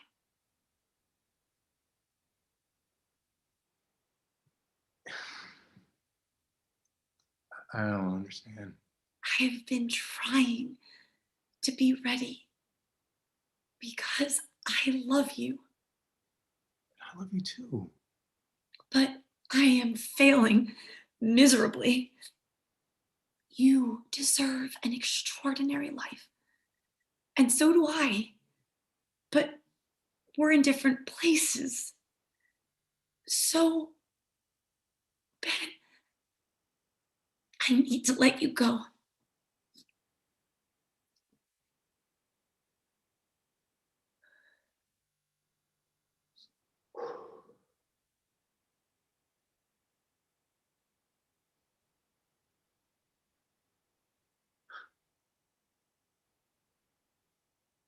I'm the astronaut. What? From Bridget Terabithia. I got in, and after all those years, now you're leaving me stranded on the moon. Don't say that. Ben gets up and reaches down to kiss Annie, as if it was their very first kiss. Ben, I love you. I will always love you. Ben looks at Annie and heads out the door. 2 months later, Annie steps off the elevator. She's in a West Village rehearsal studio that looks like a hipster factory. She looks more rested. She's unencumbered, no backpack. A male receptionist is at the front desk. Can I help you? I'm looking for Sam. Studio 1. Thanks. Annie walks into the rehearsal room where Sam is overseeing the band. His back is to Annie, who quietly sits on the couch. Sam is absorbed in the music. The band sounds great. He turns to the mic, but before he can start singing, he sees Annie and stops the band. Guys, take 5, all right? Hi. Hi. Can we talk? Sure, let's go up to the roof. Okay. They walk out onto the roof. I was worried about you. I'm sorry I left like that. No, I'm sorry. I was a total jerk. You weren't a jerk, Sam. I shouldn't have dropped in on you and expected you to change your life for me. I guess I just didn't feel it as intensely as you did. I'm feeling everything pretty intensely these days. Don't take it personally. So, one more night? I don't think so, Sam. You're sexy and sweet and sexy. You said that twice. I know. But I need something more. Ben? No. Me. No. When do you leave? Tomorrow. Wow, that was fast. Yeah, that label in Nashville, they wanted me to come down and record. I picked up some gigs along the way. That's exactly what you should be doing. I'm proud of you. Hey, can you make me a promise? Anything. Experience it all. Every single fucking moment. Yes, ma'am. Warren, drummer, his beard makes him look too big for his body. Opens the door to the roof. Put back in, Sam. I'll be right there. Oh, would you date a girl with a beard? Like how much of a beard? Like your drummer's beard. Hey, don't you knock Warren's beard. It may look rough, but underneath, it's all lips, and they are delicious. Bye, Samuel. More of a Annabelle. He kisses her. She kisses him back. It's a good kiss. Annie looks out over the rooftops. The city breathes energy into her.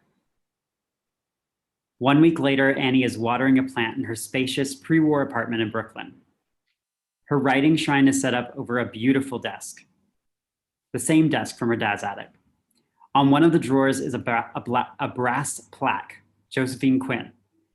Annie goes to her record player and drops the needle on Aretha Franklin's I Say a Little Prayer. She begins to write like she hasn't written since she was 13 years old.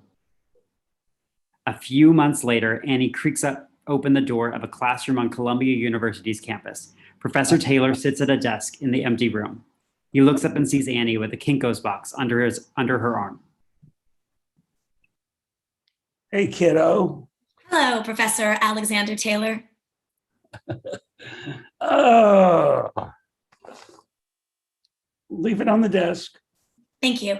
Oh, you were right, by the way. You're a winner, Quinn. Why? Every now and then a student walks through these doors with a special something. It's taken you quite a few years, Miss Quinn, but you did it. Here's to your book. Professor Taylor opens the box, grabs the manuscript, and begins reading. Annie smiles to herself and leaves. 1 year later, we're back at the Greenlight bookstore. It is early evening. Annie sits at a cafe table in the back of the bookstore. She is chatting with Mrs. Astrid Asbury, the older woman from the opening scene. Astrid's hair is fresh from the beauty salon. There's a light in her eyes. I miss him, but I know I did the right thing. You stretched your heart, dear. It's a good thing. Amen, Astrid. Okay. You need to prepare, and I'll be right here cheering you on. Thank you.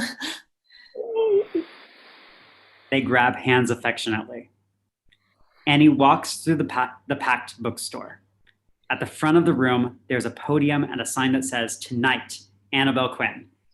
Annie stands near the refreshment table, sipping a glass of white wine. Ben walks up to her. Annie, you look beautiful. You don't look too bad yourself. Thank you for coming, Ben. I wouldn't miss it. I'm here representing the great city of Philadelphia. We feel we got some stake in this novel, huh?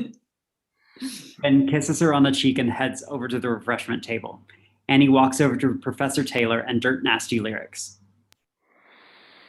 Great turnout. And you're here early even.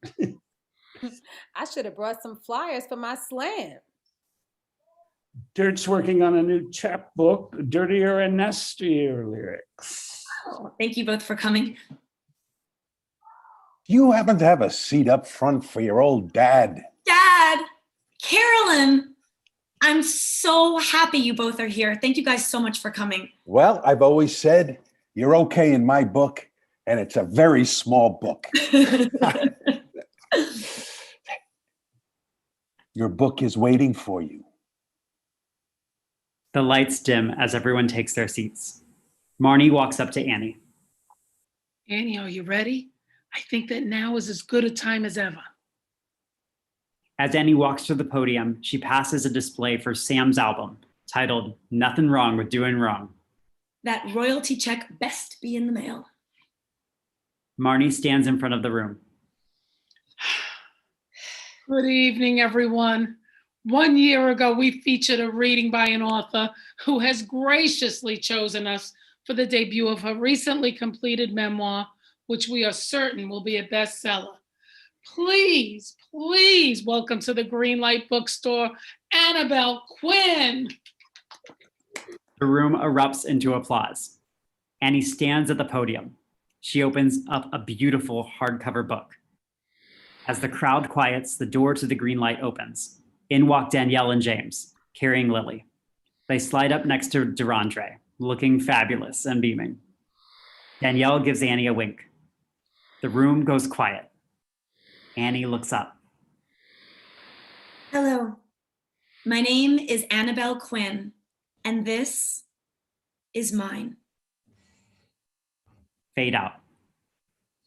The end.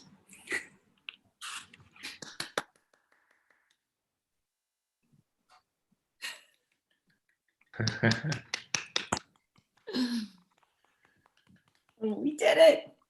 Bravo. Thank you, everyone, so much for joining us. There is a live chat. So if we're going to pause and have a Q&A at this time.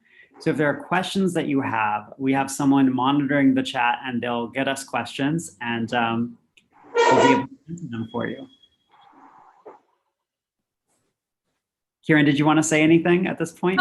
I just want to thank everyone for coming. That was really, really, really fun and beautiful and exciting. And I loved every minute of it. And I'm so grateful to every single one of these beautiful actors. It felt so real to me. I was like hoping there were tissues that were going to like magically appear. That's when I need my dog here. But no, I thank you everyone so much for coming. It was an absolute pleasure and it was so fun to play. And I just feel really grateful right now. So thank you, everyone. We have our first question. Woo! What challenges did you face with doing a Zoom performance? Oh my God. This one goes to Ronell. Sure. Check it out. I haven't been able to do a lot of Zoom meetings yet. So this is like my real second one. And so I thought I had everything down now. I was so ready to go. And when I tapped the screen to start, my phone fell. And then the more I tapped the screen, because where I am, my fingers are sweaty. And I didn't know it was causing fingerprints on the screen of my phone. So the more I touched my phone, the more it started tweaking. And like, it was not helping me to start my video or the sound. So luckily, we had someone in the dugout just in case something would happen like this. I was, oh, that's not going to happen to me. And that's exactly what happened. And it was very frustrating for a second. But I hope I was able to chime in and give you what you wanted in the midst of, you don't even know the frustration. This would happen to me right now is how I felt. But I'm glad we kept it going. And I just wanted to add on, you don't even know the tears that have fallen from my face. Listening. It's definitely a challenge coordinating a bunch of different people from all over the world. We've got, I'm in Bangkok, Thailand right now. We've got LA and New York time zones represented here. Ronell's in Houston on his phone. So trying to get a bunch of different actors together. Been making changes to the script. Kieran and I have been working on modifying the script, getting out as much stage direction that doesn't need to be said as possible. So we've just been cutting lines right and left and then getting that script out to everyone, making even more changes, updating those changes, and not being in a room to work with the actors has definitely been challenging. Anything else you wanted to say about that, Kieran? I wanted to add, when we did that, this is our second reading of mine. And in the first reading, I was only looking at the camera. So I wasn't getting these beautiful actors. And then Ray Abruzzo, also known as Theodore, my father, he told me how he does Zoom readings. And I can't even tell you guys how different it was for me to look at beautiful Zach in the scene and look at Ben breaking my heart and my best, my dad in the attic. It felt so different, Ray, that I could see you. Makes a difference. It does. Of course. And so I feel so grateful. And I guess what I would say is that Zoom is challenging, but it's also quite intimate. You're in your house and it's just you, I'm just in my house alone. And there's something really vulnerable and beautifully intimate about it at the same time, I would say. Absolutely. The next question is for you, Kieran. How did all of this feel, putting up your work and performing it in this way? It felt like an honor. It felt exciting. It felt, it's exciting. I love actors. I love acting. I love directing. I love the words. I love all of it. So it feels really, I feel very excited about it. I feel really lit up by it. Yeah. Wonderful. If you have more questions, please do let us know in the chat. I mean, this has been, do you want to talk a little bit about the process of this, Kieran? I know you mentioned it a little bit at the beginning about how long you've been working on this, but taking a play and adapting it into a script and then where we are now. We did the play at a great complex in LA called the Elephant Lab. Well, it used to be called the Elephant Lab. I don't think it's called that anymore, but it was on Lillian and Santa Monica, just a block from Vine. And we did it 9 years ago and it was lovely, but it was only 3 people. It was Ben, whose name was Doug, and Sam and Annie, and that's it. And then my friend Ahmed Best, who's an amazing actor and writer, he and I came together and we adapted it. And then I put it aside for a while. And then I have this actor's gym that I lead 3 days a week. And I was looking for something to work on in the gym. So I brought it in and Jeremy, you were like, oh my gosh, you were so excited by it. And then it felt so good to do it. And then all of a sudden I thought, what an excellent moment in time to get to do something like this. And it's so exciting to work, just as an actor, just to get to work. And I love that our cast is so diverse. And I love that I get to work with so many different kinds of people. So I think that was really exciting. Yeah, I enjoy going to Kieran's gym 3 times a week. Kieran has taught me so much about acting, and especially for a guy with autism who got a small but pivotal role in this production. I can't even believe that I got a small but pivotal role in a production with so many wonderful faces. Even if it's on Zoom, it's so great to work with all of you. You all made my career so fantastic. We love you, Ben. We love you, Ben. I'm jealous of Ben's camera setup. It looks like, doesn't he look great? Look with the background. Yeah, he all out of- fuzzed out the background. How do you do that? Here's my other background. Here it is. Oh yeah, that's good. But no, Of course he's gonna plug his live show. well, you got that in there. For those of you watching on YouTube, please watch the Benny D show on Facebook because it's an unforgettable show that you won't forget. And I'm the first autistic talk show host to ever host a show on social media. And Kieran has been on my show, and I know a lot of you have yet to be on my show, but the slots are waiting for you whenever you all are ready. And I just love being an actor because being an actor means so much to me because I can get out of my comfort zone and work with people like all of you. Awesome, Ben. I have so many Does anyone great friends. Oh, what were you saying, Ben? I have so many great friends. Absolutely. Does anyone else want to share anything about their experience of like doing this project on Zoom or rehearsing or any of it? Anyone? I love acting on Zoom. Is that Austin? Yeah. Wait, let me. There we go. Yeah, I love acting on it. It's just what you said. It's so immediate. It is. I've given up trying to understand the paradox of that. Yeah. Yeah. Because it is. Yeah. It felt exciting to, like Austin, to do the scenes with you. I mean, every single person I've worked with, it feels so intimate. Yeah. I think it's such a blessing. Yeah, totally. To be able to take this weird period of time and make something really beautiful out of it. Yeah. I have to get I have to go right now, but I wanted to say this is such a fascinating script. You're awesome, man. You're Austin. Awesome, Austin. Stop it right now. We're so lucky to work with you, Austin. Yeah, right back at you. But the complexities of these relationships, particularly you and Sam and you and Ben, and it's so unpredictable. It's so volatile, and it's great. So congratulations. Thank you, Austin. Congratulations. Okay. And everybody have a wonderful evening, okay? Love you, Austin. Thank you so much. Thanks for joining us. Thank you. We have another question. This one's for you, Kieran. What inspired this piece? Well, I didn't write the piece initially, in all fairness. Becca Brunstetter wrote it. She was studying with Michael Weller at the New School in New York.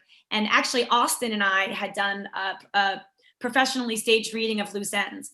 And I met Michael Weller, and Michael was her teacher. And so I said to Michael, we're looking for these one-act plays to do at the Elephant. And he sent me stuff from his students. I loved Becca's writing. And so I just thought I loved the idea of a woman caught between growing up and staying young. Because I feel like at different phases of our lives, everyone feels themselves stuck. Everyone gets stuck in a moment, and I think that I was fascinated by her, like, why do some people are like, they have babies young and they get married young, and then why do some people just never, or they take longer? I was so fascinated by timing. And then I loved and then when Ahmed and I got together to work on the script, Becca agreed to let us adapt it. He was like, what is it about Annie that makes her stuck? And then that's when we decided that her mom passed away. So that was like, we wanted to give it, a belly, because we didn't really know, no pun intended, Ray, but we didn't know why she was stuck. We created her stuckness. But I'm just fascinated by it, like why people get stuck. I love psychology. I love people, so I'm just fascinated. I mean, that's what attracted me to the piece when we read it. It was just, it's so rich, and so I don't know if a story that's about this specific way has been told, about this kind of girl that's really stuck between the different stages of her life, and with the added death of her mother as a child, it definitely intensifies and gives a lot of reason for why she's feeling stuck and being scared to grow old and all of that. I think it's a powerful thing to talk about and a beautiful, beautiful script. And I think I had also always felt like we were used to seeing that happen to men more in movies. Like Will Ferrell was like never growing up in any movie. And the wife was always like exhausted with the baby in a papoose. And she was always like cooking the pancakes and he was a kid. And I felt like, what about women? And I think the closest I feel like it's gotten on screen is Bridesmaids, which I think is a great movie. I love it. I love Bridesmaids, but it's not, it's a different tone. It's a very different tone. Yeah. And I felt like it was fascinating with Ahmed to create a reason for Annie. And then what does it do for her that everyone around her is moving on and she's not? And how does that feel? It just felt honest. With using Zoom, you can hide your view of yourself. Did people do that? Yes. Yes, we did, actually. Courtney, did you want to talk a little bit about that? Oh, yeah. So I think in reference to that question, he means like, because Kieran, you at one point were like, oh, I don't want to see my face while I'm talking to the other actor. Yeah. And so you can hide yourself so you don't see yourself at all on Zoom, which, pros and cons. You can't see yourself, which is great. So you don't focus on yourself and what you're doing and point out like, oh, I don't like that or that. But also like, it's just can be a nice tool to have. I think for the most part, everybody watched themselves as they worked, which I know is a very new experience as we're used to theater or film, but we're not watching ourselves in the moments that we're actually acting. So I know that's an interesting challenge to face on Zoom.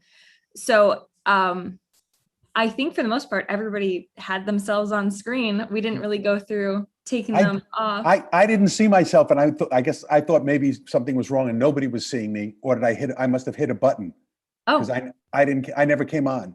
So oh, that's interesting. Well, we can see you. We could see you 100%. Yeah. So see, I thought I did the whole thing and nobody ever saw me. No, we saw you. Even after the show. Because I showered and I put on clothes, washed my hair. Yeah. So I don't like to see myself. Ready. I think it's, I feel weird. Yeah, it can be on distracting. Stage, you never see yourself, or like Yeah. in the TV Right. series, like you're not like It can be really distracting. It's kind of cool as a tool. So you see like, how do I actually look when I'm acting? How do I respond? Am I actually in it or not? But if you're thinking that, you're also not very much in it. But yeah, I mean, it's such an interesting tool. And it's so funny to even talk about now that, oh, I can do that with Zoom. That's all the reactions. Even after doing a full performance, there's still all this, like, there's so much you can do with Zoom, or how do we use Zoom? And we still manage to make it work. So it's a fun part of it. Yeah. Yeah. I think it would be great if somebody could come up with the way within Zoom, where there was a director that could actually, like directing a sitcom, where a person could say, take Kieran's camera, cut to Ben, where the director controls who's on, and they could do it before the voice, so it's not voice activated.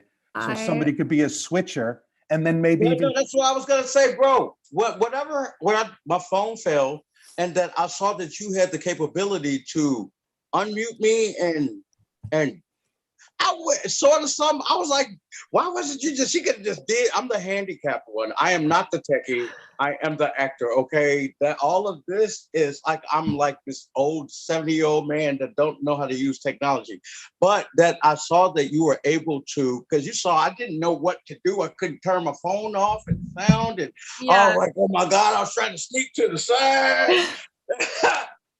But with all that said, if they could hone up on stuff like that you were able to tap into kind of techie direct from where you were, because I know you saw that I was having a little difficulty, that was awesome. But then I was trying to put myself back in, so it's just a lot to be discovered still, like you said. So I just wanted to add that I am not the techie, y'all. I am the entertainer. Yeah, but it's interesting to me, like out of all of the Zoom reads that I've done, I've only ever looked at the camera besides this tonight. And I've done so many Zoom readings, and it's interesting. I guess in my mind, I just thought it was like simpler, but it's so much more satisfying take. I can't. Like it's like you guys are all so delicious, and I couldn't even see you the first time. It's amazing. Jackie, were you going to say something? Okay. Oh, you just muted yourself, Jackie. We can't hear you. Jackie, we can't hear you. You're muted.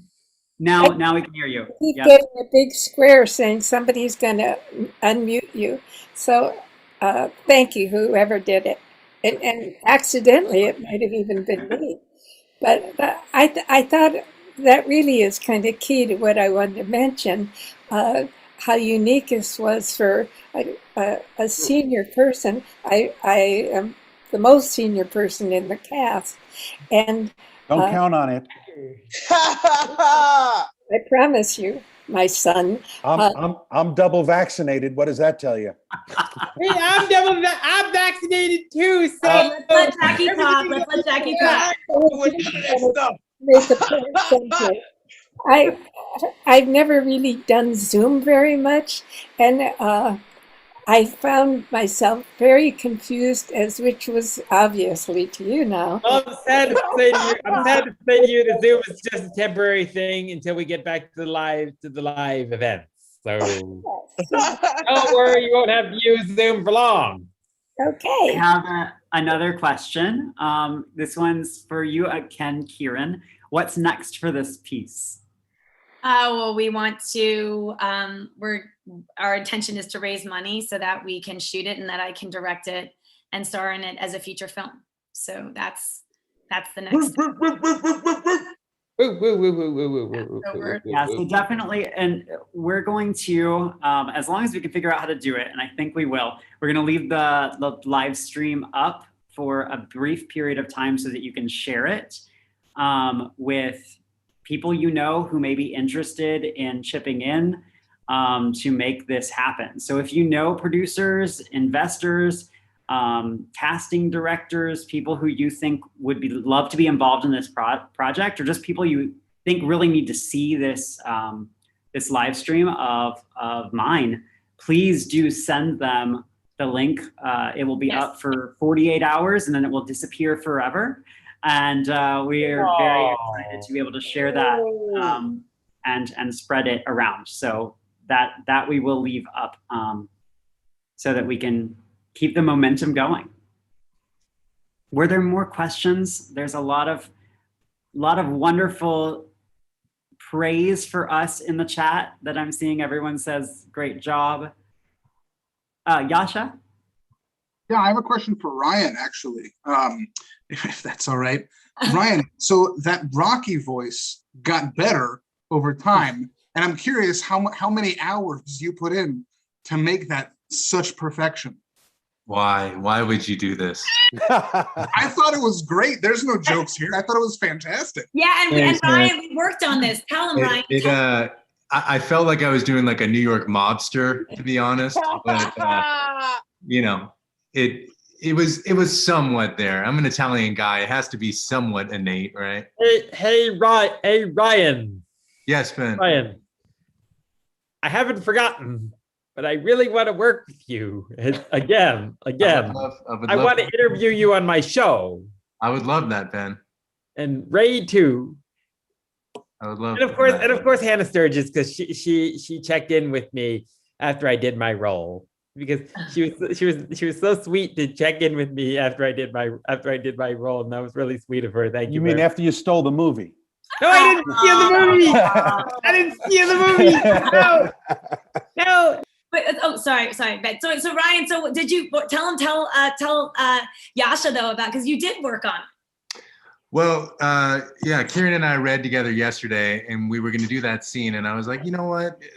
Give me like a couple hours to like watch some people do some Stallone impressions before we do this.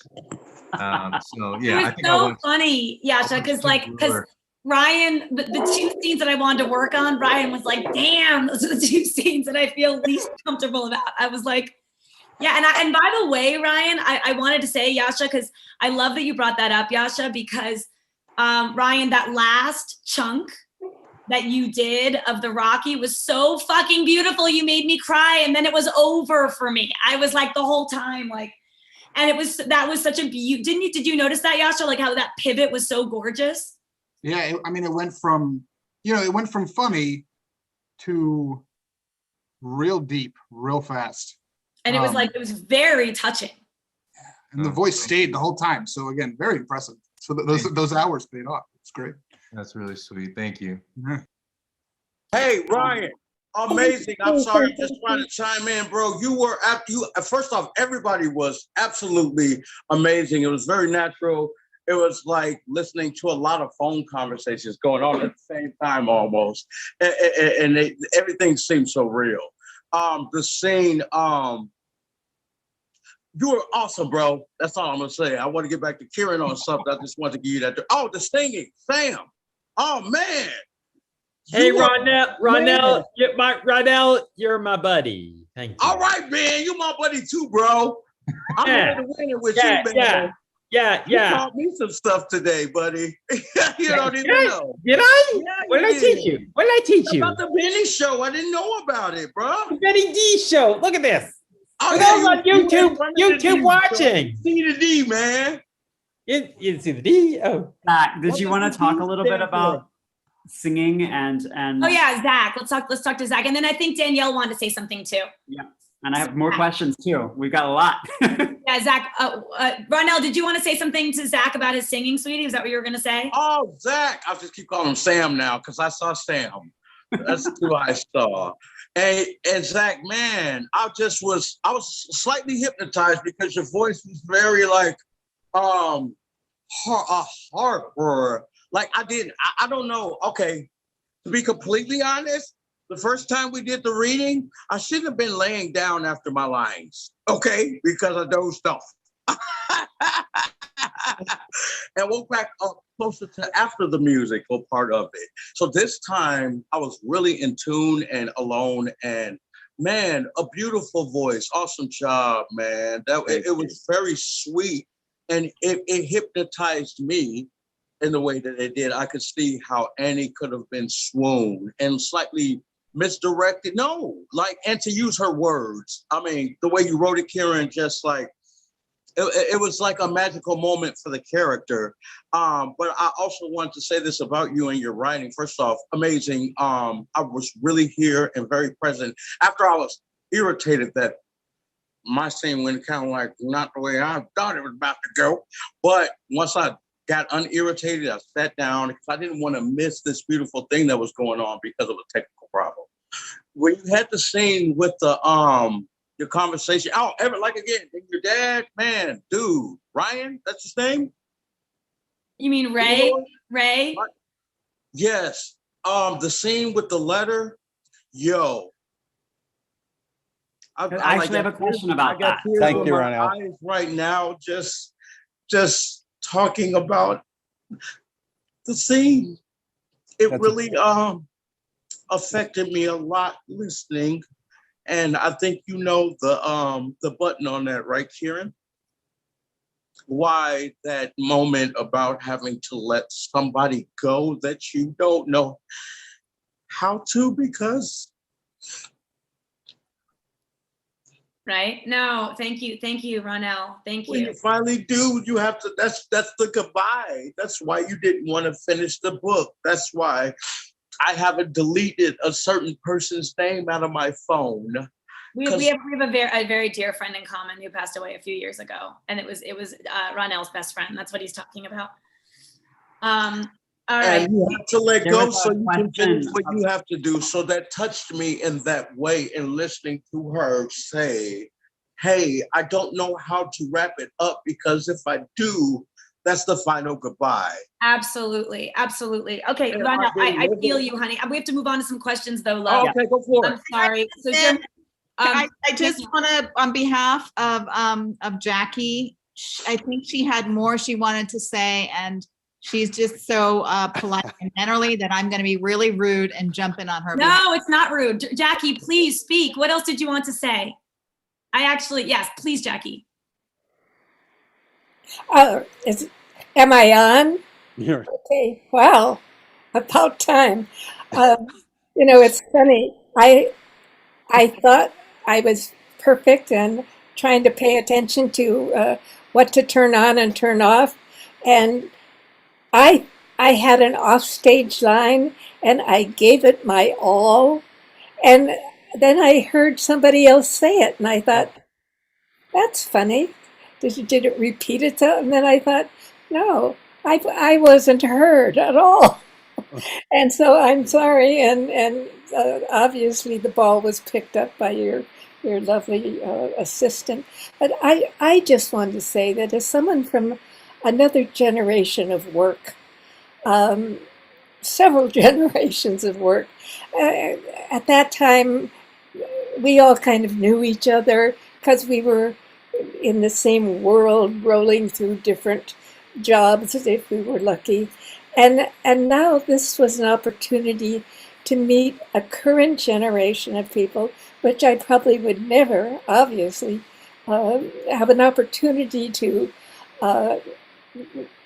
play with, to be a player with. And so I was just so impressed with everybody, and obviously the theater and the arts are in great hands, and it was just a privilege to be part of all of you, really, even in my little pivotal part. Thank you.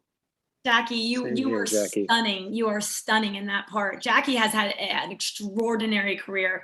I don't know if you guys know this, but it was Jackie and Doris Day began the organization for saving the animals, right, Jackie? It's a landmark. Animals. Yeah, Wow. a landmark organization. Jackie's an extraordinary woman. So Jackie, I'll work with you any day, anytime, anywhere, anyhow. I love working with you. So thank you so much for being here with us. Thank you. Okay, so we have another question. Back to the scene with your mom, Kieran. Jocelyn asks, she said, the scenes with your mom are very personal and touching. How was that for you, Kieran? Was that really a letter from your mom? No, it wasn't a really letter from my mom. But it was, and I apologize to the cast because you guys have already heard me say this, but it was when Ahmed and I were writing the script together, we knew that we needed to have a scene where Annie finally lets go.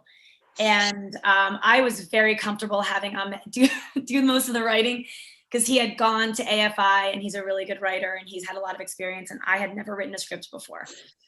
So I just, when it came to that scene, I was like, Ahmed, I feel really comfortable with you doing it. And he was like, you gotta write this. And I did not want to write it. But I obviously, I can't say obviously, I did put elements that were the truth. Like, I always feel like my teacher in New York, Freddie would always say, if it ain't personal, it ain't shit. So I would like sprinkle it with things that were real. But no, that never happened. And no, there was never a letter. But I always feel like your life is so rich, use it. Totally. Let's see. There were so many. I'm looking through the chat. I know there are more questions. We already talked about the Rocky impression. Someone asked how much we need to raise for the film. Yeah. I mean, I've been saying 2.5 minimum, but I mean, I think we're probably looking between 2.5 and 5. And Jeremy's like laughing right now because when we talked about numbers, he was like, bah. But I'm giving like the TJ Maxx version of what we need. I mean, it really depends also on like what way we go with it. You know what I mean? Like I'm comfortable doing it smaller because I've directed a short film before that Hannah was in. Is Hannah still with us? Did Hannah hop off? Hannah starred in the short and she was incredible. And we raised it on like, a bag of Fritos. I mean, it wasn't a bag of Fritos, but it was like maybe like, it was under $20,000. So I always think you can get amazing things. I think if you love a project, that comes first, and then typically the money will come after it. That's kind of how I look at it. And then you can galvanize people with your vision. So we'll see, but I'm looking at 2.5 minimum. Also depending on where we shoot. Yeah. Are you feeling for your money? You feeling for your money, Ray? Ray's like, you want watches? I got watches. then it's gonna be more. So it really depends on how much creative work we do to rewrite scenes and restage them, right? So we can keep it smaller, like Kieran said, if we need to, and keep the emotional heart of the piece, or if there can be enough money raised, we can do it as originally envisioned. But I think Kieran's very dedicated to making this film happen. She directed a short film called Fingernail Moon that premiered at Paramount Studios. And I saw that, and it was brilliant. I mean, brilliant work. And I mean, that you did on, I think, a shoestring budget, right? Yeah. And it was a lot of favors and a lot of friends and driving out to a small town and shooting and getting We permission. flew to my hometown, Yeah. my little teeny hometown. It's like if you drive through it and you sneeze, you're like, turn around, turn around, turn around. But clearly, I feel like this script is New York, and so that puts some budgetary minimums there. So I think 2.5 is a good place to be starting with how much it's going to cost to make this. Shouldn't you check my quote first before you come up with 2.5? Exactly. Wow. What did you say? We got to look at quotes first. All right. We need Ben's Rocky voice going. Right. Ray's like, I'm not doing it for 2.5. He's like, that's not even my trailer. Really? I'm gonna bow off, guys. Thank you very much. Thank you, was Ray. beautiful. We're losing New York quickly. Ray, I'll work tomorrow. We Speak to also yourself. Good job, man. You. No, Are you in New York, Ray? No, I'm in Los Angeles. Oh, you're in LA. Well, we're losing LA now too. Come get interviewed on my show, Ray. Okay, I will, Ben. You count on it. All right. If you teach me how to do that cool background you had. Okay, kids. Okay. Bye, Ray. Bye, Chelsea. I will. Bye. Bye. So there was a question. Chelsea, you too. But he had his fire alarm going off, so there's Damn. something like that. But I wanted to answer the question for Zach. Are you a singer, or do you just happen to sing and got this part? So Kieran, you can talk a little bit about your relationship with Zach, but he is a singer. And speaking of which, all of our actors, everyone, including our crew, that provided their social media to me are listed with a link in the YouTube description. So if you want to learn anything about any of our actors, follow them on social media, please do look through the list that I compiled of all the different people who helped us get this done today. As a big thank you to everyone, it would be great if you followed along their social media and, boosted their numbers a little bit so that they get a little kickback out of this, because everyone here is volunteering. It's all been just a team of love. Did you want to talk a little bit about Zach, Annie? Kieran? I met Zach through Coco. I had done a reading of another, it was like this, a really beautiful one-woman show that my friend Amy Marks wrote about her experience with breast cancer. And Coco directed it. And Coco worked with Zach on a production in Manhattan. And so she referred me to Zach. And Zach is a beautiful actor, which that's obvious. And his voice is stunning. So he loves musical theater. And actually, I think Zach was in an acting camp that Austin came to like years and years and years ago. So there's all these like little connections within the cast. But yeah, I mean, I don't know Zach. Like I've never hung out with Zach because I only met him during quarantine. But I've loved, working with him. He's wonderful and he has a gorgeous voice. And basically, he took the lyrics of Joe Pug, whose music we use, and really made it his own, which also is, I think, a definite skill when you can like take something and just kind of pivot and make it your own. Because he left me like an audio text, and he's like, "Hey, so here's what I did. I just kind of played around with it," and I was like, so he's amazingly talented, yeah. And he's very talented. Yeah. Yeah. So definitely give him a follow on social media if you're interested in more of his work. Yeah. Cool. Well, it sounds like we're starting to wrap up. I'm still seeing so many people praising, some wonderful, wonderful thumbs up and applause in the chat. People just really, really impressed with everyone's performance. So all of you who are performing here today and who did our live performance with us, thank you so much. You all did an amazing job. Another round of applause for you guys. Just as a reminder, if you want to learn more about our actors, please do visit those links. And if you want to learn more about mine, we do have an email address set up that we can drop in the chat. It's minefeaturefilm@gmail.com. If you're interested in getting involved with our project, that's how to reach all of us at our team. So thank you again so much. Kieran, did you want to say anything else before we wrap up? Yeah, I already miss everyone already. I know. I loved working with all of you guys. Chelsea, such a team player. Courtney, so calm and cool. Ronell, your delicious, juicy energy. Christian, you always bring it, and we got to see your beautiful face this time. Ryan, you know I fucking love working with you. Ryan is going to start getting daily texts. They're going to be like his little Pac-Man pellets at how much I love working with him. Yasha, I love your generosity. And he didn't get to say your one line. You came on as the maitre d', but Jeremy, you accidentally he didn't get to say his line. So Yasha appeared and was like, "Oh no!" Yasha was like all like this because he's gonna be like very like snooty British, and he was like all ready, and then he goes, and then Jeremy just talked over it, and he goes. It happens, right? I was mad that my favorite line I couldn't say, the tear me sad line. Yeah. Oh yeah. We're all just doing the best that we can. You had to keep it going, bro. Yeah. Raw now. You gotta make these decisions, in the last minute. So yeah.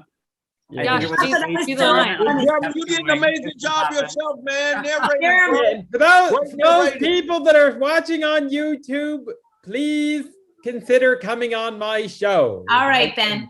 Bye, guys. Thank you so much, all of you. I love working with all of you. Bye. Have a good night. Thanks, Kieran. Thanks, Jeremy.